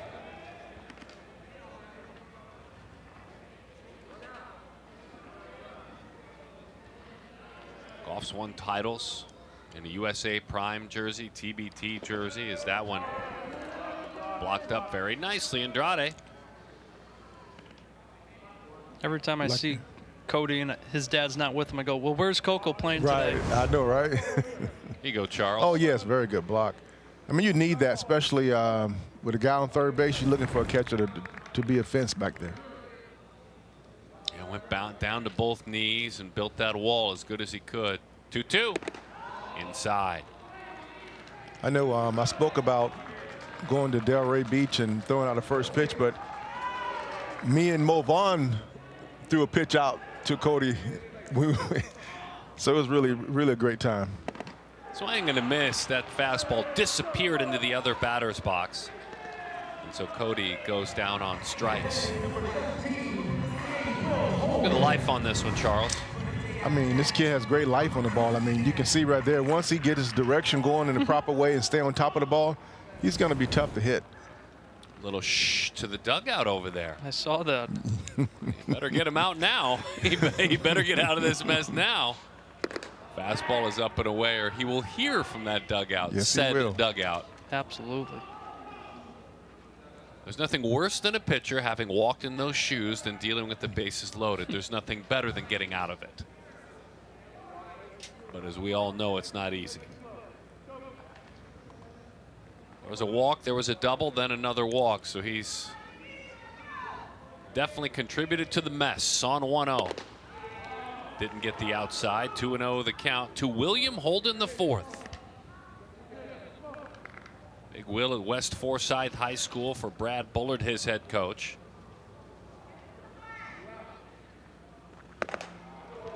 He engaged him 2-0, 2-1. You don't want to come on national television and walk. If you're going to get your pitch, you're going to take a hack, and that's just what Holden did. Bases loaded. Oh, good cut. He was on that one. Just missed it. So he came out to 14U WWBA in Hoover.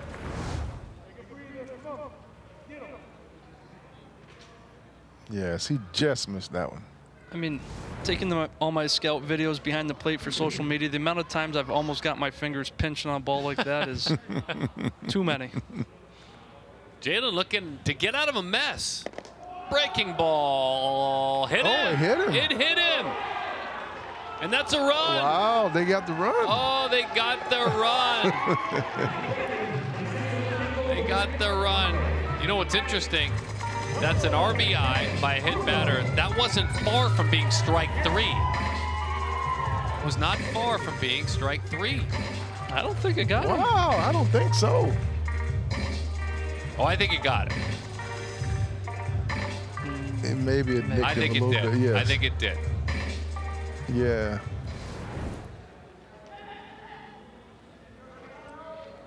Good thing he's got that G form.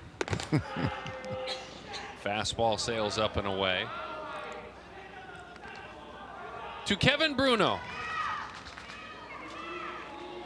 I told Kevin you noticed his great tag earlier in the game down below during the delay. He does it with such confidence, too. Pre-game, in between innings, and clearly live action. Where he gives the point to his catcher, slaps the tag down all in one motion.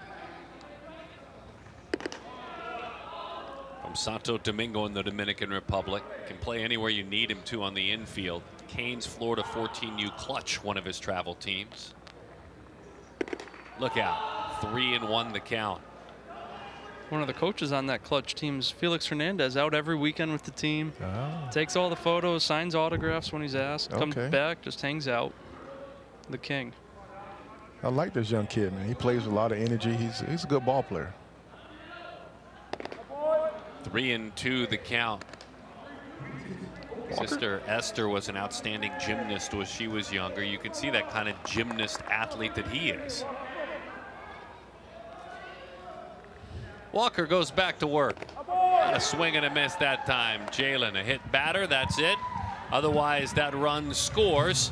Came back with a big strikeout. He's letting them know in the other dugout. He might be saying, real quickly, just, I know you scored, but just peek at that scoreboard.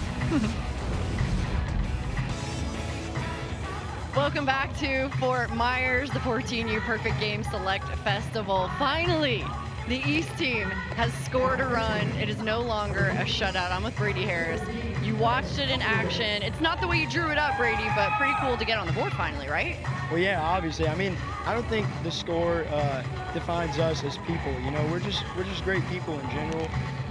Even though it says 10-1 West, I still think East is on top. So, I mean, it's all. You think East is on top? Yeah.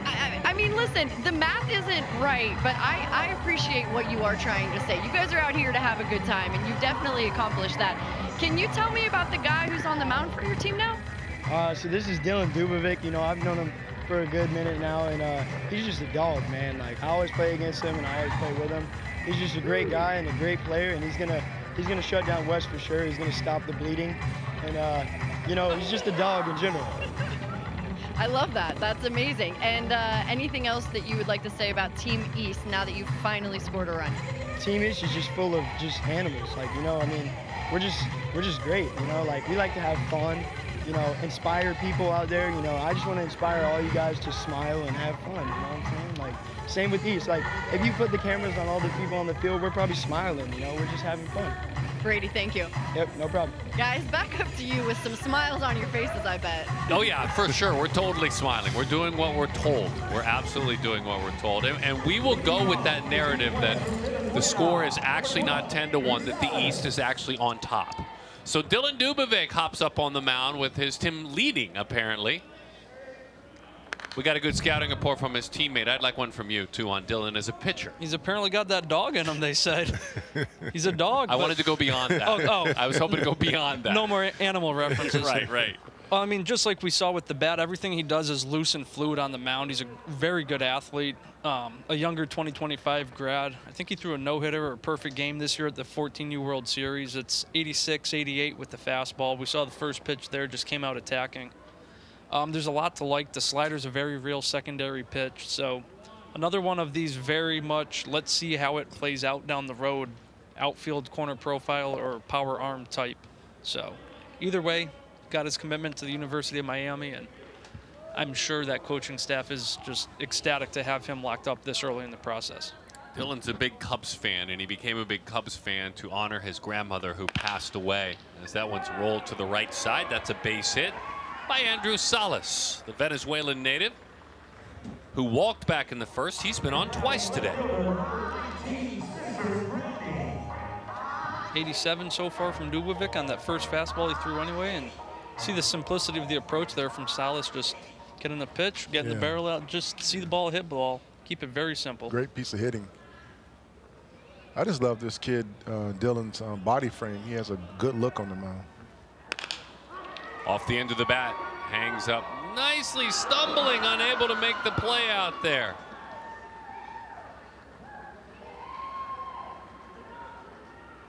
And again, you're going on the swing of the bat there. Holden is a little too comfortable out there. Let's hope Will's okay. Yeah. There actually wasn't rain, but we have had a couple of athletes slip in the outfield as if it did rain. We had more of a weather and a lightning delay here. Yeah. Not a drop out of the sky. Spencer Browning is on with a hit. This is Bubba Coleman. And the runners will move to second and third. You were going to say H, I interrupted you. Just not a drop in the sky, but we're back. So excited to be back. Dubovic yanked that one a little bit there. Yes, he body, sure did. He yanked it. I think he tried to overthrow it a little bit. 85-87 so far. Our Oakley player spotlight on Bubba Coleman. A couple of walks, being active on the base pads, a couple of runs scored. And that spotlight is presented by Oakley. Be who you are. Pretty pitch, 2-1 the count to the young man who now makes his home in Brazelton, Georgia, and an LSU commit. He was one of the couple out on the field here who committed live with me over on the Perfect Game Instagram, and didn't quite know where he was going to go, so always a nice surprise when you kind of go into it blindly from my shoes and get the true reaction of a player too. The king of commitments, Jeremy Brown. They love to commit through you, and we love that. I love the stories. As that one plates another run. Backhand to breaking ball here. Yeah, it's a tough pitch for the catcher. I mean, a breaking ball that he yanked far outside, and you just got to do the best you can to try to catch that ball. It's tough, though. 3-2 the count. Bubba's favorite team, the Padres. He's a big fan of who they are. Talk with him about that, you know, just remind him I'm a Dodgers fan, so if we can get that settled, I think we'd have a nice heavy-spirited debate. Left a breaking ball up, high fly ball center field. Runner will tag from third, head toward the plate. Not a bad throw, actually turned it into a play. Yes. Dion Cole out there in center field, my goodness. Yep, there's Dion again. Wow. Yes, nice Dion. Throw. Nice throw. But as a catcher, you watching that play, one thing is really scary about it is that the catcher has to move that bat. And that bat right there could have caused us some issues, whereas a ball hit it and now you risk a chance of not getting a runner out. So I've always been taught to clean that area up a lot of times. Dion didn't even have his feet really under him. It kind of drifted to the gap to catch the ball and kind of set and through as opposed to coming up and through it. So pretty impressive arm strength carry on that throw. Very much. Hunter Harrington watches that breaking ball disappear outside. The young man at Maranatha Christian, the speedy center fielder from San Diego, California. As that one misses off the plate. Nickname, Balloon. That's the nickname. Pretty athletic operation here from Dubovic, kind of like De Jong, where just loose and easy, not a ton of effort, and producing pretty good stuff out of his hand.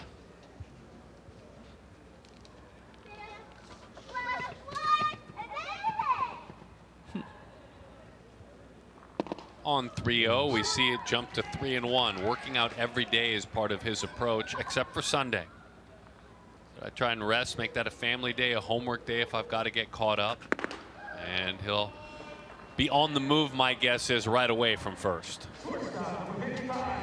Danny, what do you have for us on Hunter? Yeah, well, we know him, as you talked earlier, Darren, as a triplet. We know his brother Alex, who has always been around here as well. But I wanted to ask Hunter about their dad, because their dad has been such an inspiration to them on and off the field. We know that Alex and Hunter both committed to Stanford this summer, Dave Esker's program. Darren, I know you're super familiar with him, but they wanted to follow in Dad's footsteps. And there you see a double play turned for the East team, as that's going to wrap up. So, Darren, I'm going to send it back to you, but I'll finish that Hunter story hopefully when we come back.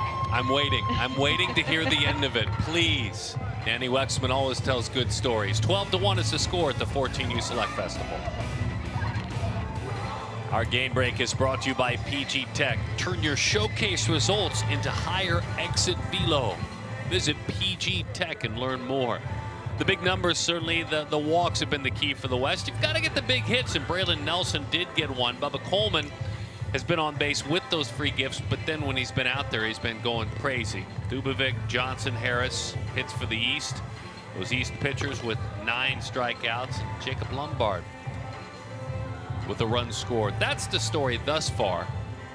Bo Peterson, this is Shawnee, Kansas's very own Bo Peterson, the young man you told us about earlier as a Nebraska commit. So we've seen him do everything but pitch to this point. What will we see? He was dominant at the 14U National, like up to 90. Slider went all over the place, and you look at him, he's a strong looking kid. He's got that bat speed from the left side, but then you see the arm speed on the mound, and he starts making you think, what's he going to be? Bo, who are you as a pitcher? We know everything else so far. Why don't you tell us? So from my fastball, I really like getting low on the laces so I can really rip it down. I like blowing it by people, locating and commanding it. I'd say it moves pretty well. The spin rate on it's pretty good. And for my two-seam, I don't throw it much, but I'll throw it a little bit to get some tail. And then for my changeup, I've been working on it a lot in the off season. I like to come around it with that like horseshoe kind of. We got my curve. I put a lot of tension on my wrist. I have a stiff wrist, get it down. And I really like to make sure my elbow is parallel. And I like throwing that to right-handed hitters, getting them to whiff a lot. And then for my slider right here, I'd call this my wipeout pitch. Throw it to any hitter whenever in the count. When I need to throw it for a strike, I can get it there. Good stuff, Bo Peterson. Hey, by the way, I'd be remiss if I didn't point out right away, Bo's pitching tonight for Kevin Sanders, one of his football coaches. He has battled the fight with cancer ever since he's known him for the past 5 years, and just recently lost him. He said he was a fighter and a true inspiration to me. He pitches tonight, inspired and honoring Kevin Sanders. And he's dealing with Christian Sheffield, who takes a pitch that is high. Danny? Yeah, well, I asked Bo about his coach as well, just wanting to know what kind of impact that Kevin Sanders had on him. He described him as a really energetic coach, said he was always honest.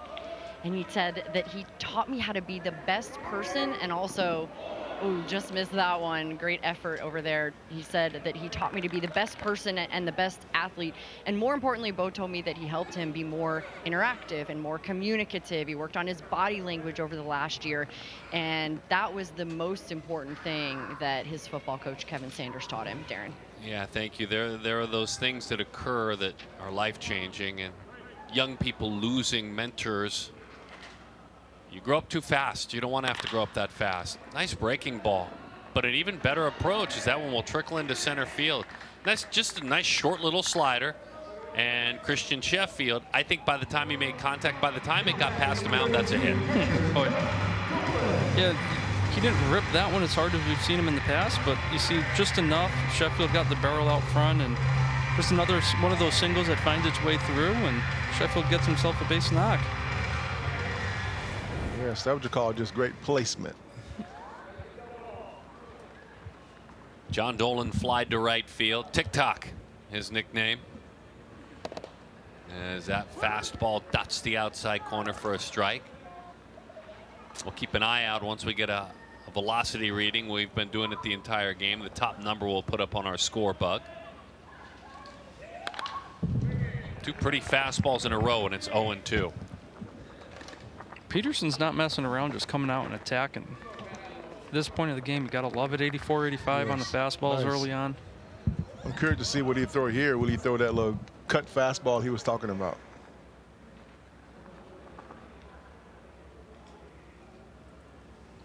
John making the honor roll in the classroom the last 2 years, carrying a 4.0 GPA, and he's taking upper level honors classes. He's played football well. As that pitch low. That one skips on into center field. There could be a play. Let's see. Couple of hops, held on to it with the tag. That's an out. Good play. Really nice play. The throw came in from center field from Hunter Harrington, but I think the key is holding on to that baseball and having the ability to make the tag. That's starting pitcher C.J. Sampson.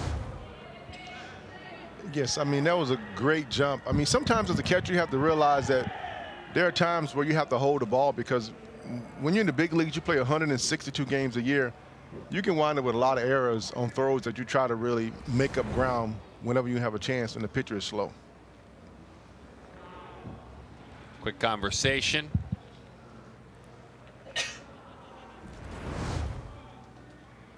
Here's Harrington. He just couldn't have placed that ball any better. Right where he needed to, and we've seen him make all sorts of plays in the outfield over the last couple of years, and that's just a further example of the type of defense he brings out there.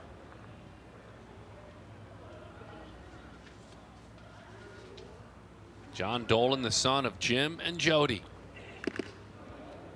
Running fastball, started middle, ended up way in and off the plate. Continuing on the attack, Bo Peterson. Watch this one, just took off onto Dolan's hands and just great run inside on him. Looked back, got a piece of it, held on to it behind the plate. This is just a tough pitch to have to deal with. 87, a new top for Bo Peterson as well. Harris on the ground out toward third. This will be a long throw, and Sampson makes it. My goodness. 2 fine defensive plays this inning by the man who started on the mound. Peterson, good clean inning. Sampson right there with him.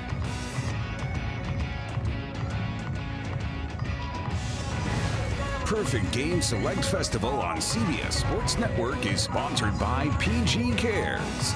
Grow the game. By PG Tech. Turn your showcase results into higher exit velo. By Dick's Sporting Goods.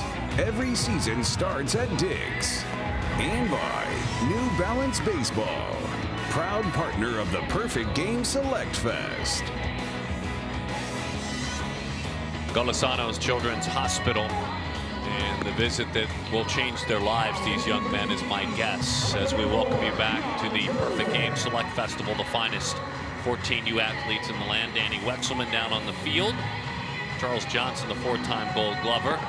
Senior scout for Perfect Game, Jeremy Brown. My name's Darren Sutton, and Jeremy's been scouting this man for a long time. As a matter of fact, he and his colleagues handing out the National Player of the Year to Keon Johnson. He is not even close to a primary pitcher.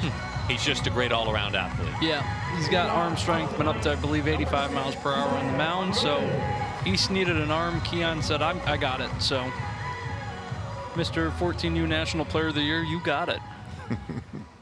He works very hard, and his inspiration, he has many of them, but he gives so much credit to his mom, Sheena Mingo, who has had to fight cancer multiple times. A single mom, has done so much lifting in his life. Another big family man, Josiah Andrade, takes a fastball right down the middle for strike 1.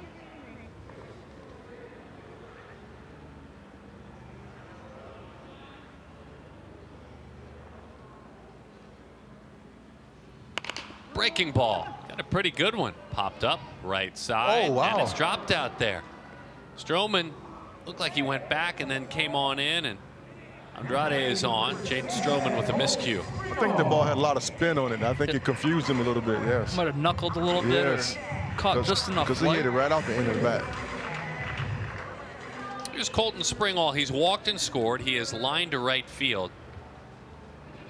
Father in the clothing industry and quite successful in that industry, and at some point a suit maker for Bryce Harper.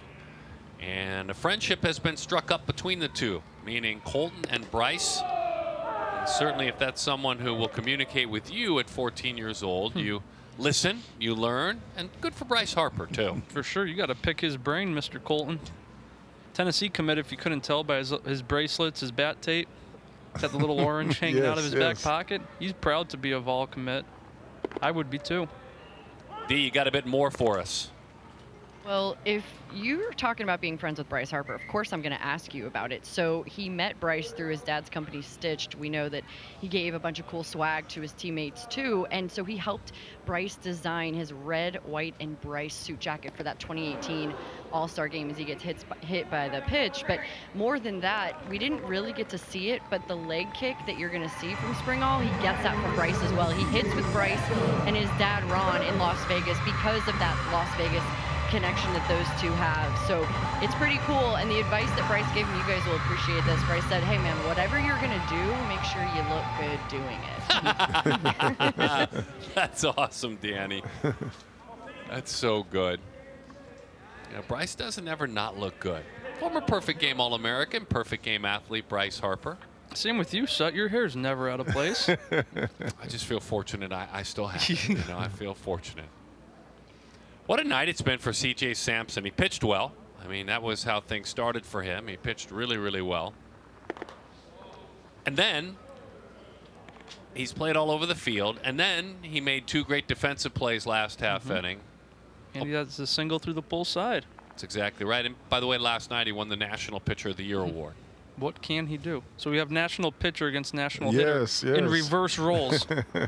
You have the national hitter, national player of the year throwing to the national pitcher of the year at the plate.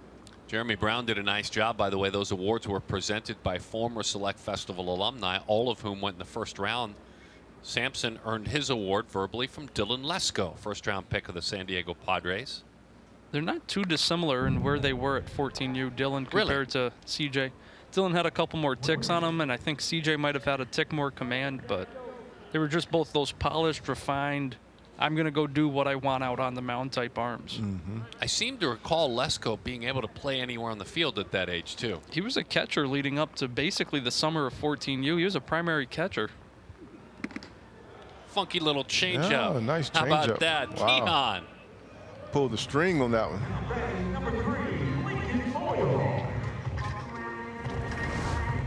I think what it was too, man, he had a nice arm action with it, and I mean, he didn't slow his body up. It looked like a fastball coming out. See him turn the wrist over late there, and that's all we need from you, Keon. Throw strikes and punch out the national pitcher of the year. Lincoln Boyle digging in now. That's just an intimidating frame in the box at 14, 6'4". Lincoln hits it on one hop, stepping on the bag, on to first. Give him a chance to shine. Oh, that was fun. That was so pretty. I love watching Kevin Bruno play defense all day long. 12-1 the West on top of the East. Score not really a big concern at this great gathering of some of the best 14U players in the land. Our perfect game cares, players of the game, PG cares. Grow the game. The West pitchers without a walk. How about that? 8 innings pitched, 10 strikeouts, and there's been a lot of runs, but those pitchers, and Bubba Coleman, outstanding. A couple of walks, 3 stolen bases, an RBI, 2 runs scored. Our perfect game cares, players of the game. Kudos to those West pitchers, huh? Meet Christian Doty. We've met him in other spots on the field. He's out of Olive Branch, Mississippi. Chris Mitchell is his high school coach, Lucerne Collegiate. And the son of Mary and Shane, the big brother to Paisley. I hope Paisley's looking on as he gets this opportunity right now. Who's Christian the pitcher? He's going to bring, just like we saw with Spencer Browning, not necessarily a primary arm. You love the bat, you love the athleticism. Love the arm strength from around the field, so he's going to come bring that. Saw him warming up here, exclusive stretch, meaning not a lot of moving parts. Going to keep things simple and hopefully just fill up the zone for us.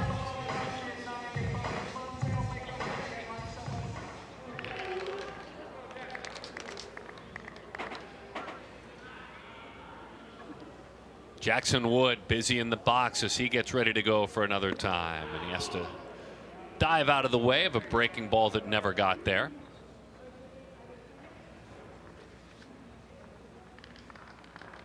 Jackson singled first time up, puts this one on the ground out toward short. Fielding, firing, and in time for the out that time. Andrew Salas. Just smooth coming in on the ball. Got it on the hop that he needed. He sure did. The ball was out of his hand in 0.2 seconds. Out of his glove, rather. The gifted Venezuelan athlete. It was fun to end last half inning, seeing that play made out there at short, and that double play by Kevin Bruno, the Rawlings Defensive Player of the Year. Brady Harris, it's your turn. 0-1 the count on Harris. I tell you, it's always nice to have a solid shortstop. I'm sure on occasion you looked out at some pretty good ones when you were behind the plate. Yeah, I done seen some good ones. You look at Edgar Renteria, and I've got thrown out a few times by Omar Vizquel. Going in the hole and throwing me out a few times. Sure, he made a couple barehanded charge plays. Exactly.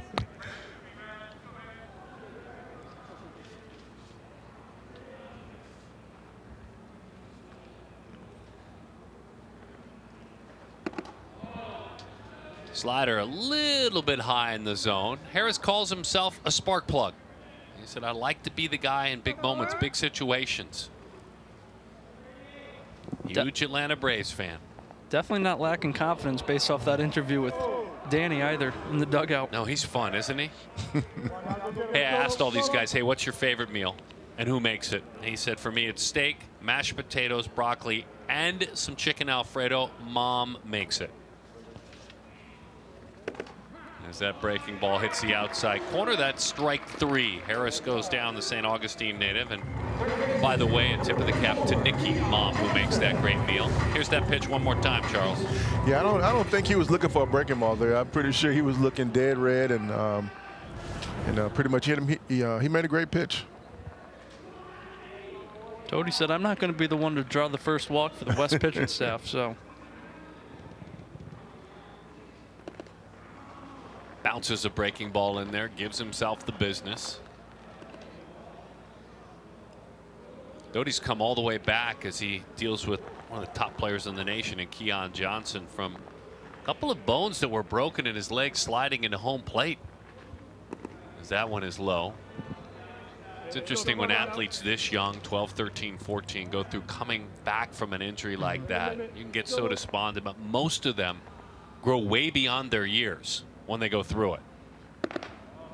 Because I'm going to guess that at 12, 13, 14 things, I'm not saying they didn't put in their work, but this is work they haven't had to put in, physical therapy. And all of a sudden you come through, you strengthen other parts of your body too. It's huge. I know a lot of arms that'll do, they call it prehab, where they go through whatever the recovery process would be if they were to have TJ, just to help strengthen all those little muscles in their elbow, shoulder, and. Johnson draws the walk. Yes, that rehab definitely has changed over the years. I mean, way people rehab now is totally different than it used to be, because before they'll basically sit you down and rest you for weeks, and now it takes longer to get back. One more chance to see Jaden Strowman hit in this game. Struck out and fly to center field. Co-home run champion in the competition before the game, along with Quentin Young. And as Jeremy Brown pointed out, he wanted to play with the monster. He wanted to not deal with that right field corner, and so he batted right-handed. This is a switch hitter. And it's very real juice from both sides of the plate. Because as we've seen today, all 3 at-bats have come left-handed, with that being just probably the natural side. You're facing more right-handed pitchers. True. And yes. Oh, time was called. Time was okay. called. Okay, time was called.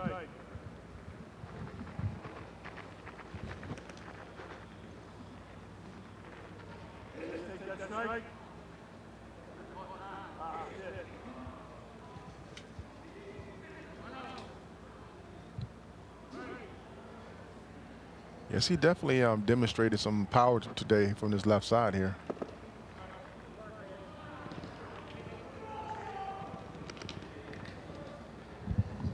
Jaden made one of those plays last year at 13U in the hole in Oklahoma City that Ricky Lopez tried to rival and may have surpassed with his play this year, but. Lifted, left center field, crushed.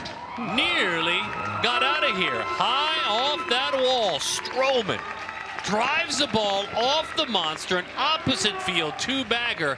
That was impressive. That's definitely the loudest barrel of the day. And yes, it is. Go opposite field like that. Whew, he hit that like he was right-handed. I mean, that was a great piece of hitting. He stayed back and stayed through it, and he definitely displayed his power there. Wow, he got every bit of that. Real good position there with the barrel fully extended and clanked. Jaden Strowman can now say he put his own dent in a live game in the Green Monster. I'm sure Marcus somewhere is proud. Yeah, he should be proud of that. That was an impressive, no matter your age. That's impressive, Charles, if a big leaguer goes the other way like that. Really impressive. There's another dangerous hitter right behind him. Maybe they'll, with 2 outs, make a little noise before this thing comes to an end. This man has the potential for sure. As that one is low. 2-0 the count to Dion Cole.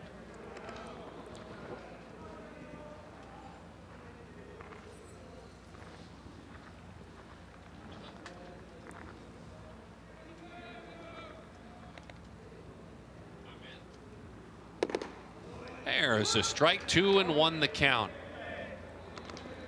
And what I love about that hit to left center there is that you try to get young kids to drive the ball in the opposite field with some power, because it's hard to do later on as you get older. But if you can do that now, I can teach you how to pull the ball. You're not lying.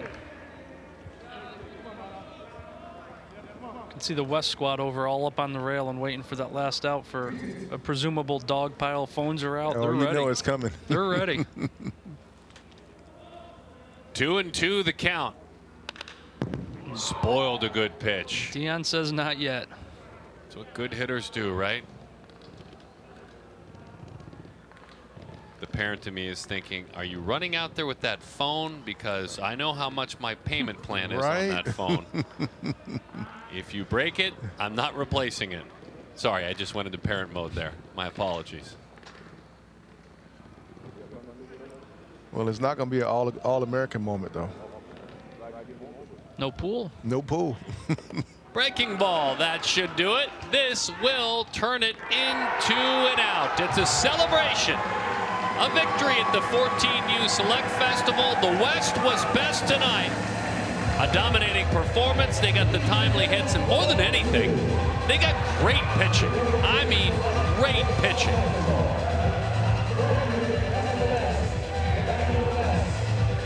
Congratulations to both of these teams. We had a blast spending this week with them and their families. The major leaguers that were a part of this: Brian Jordan, Bernard Gilkey, Kyle Farnsworth, Dimitri Young, Tanyan Sturts, Preston Wilson, Flash Gordon, all giving up their time this week. This, simply put, was a celebration of baseball.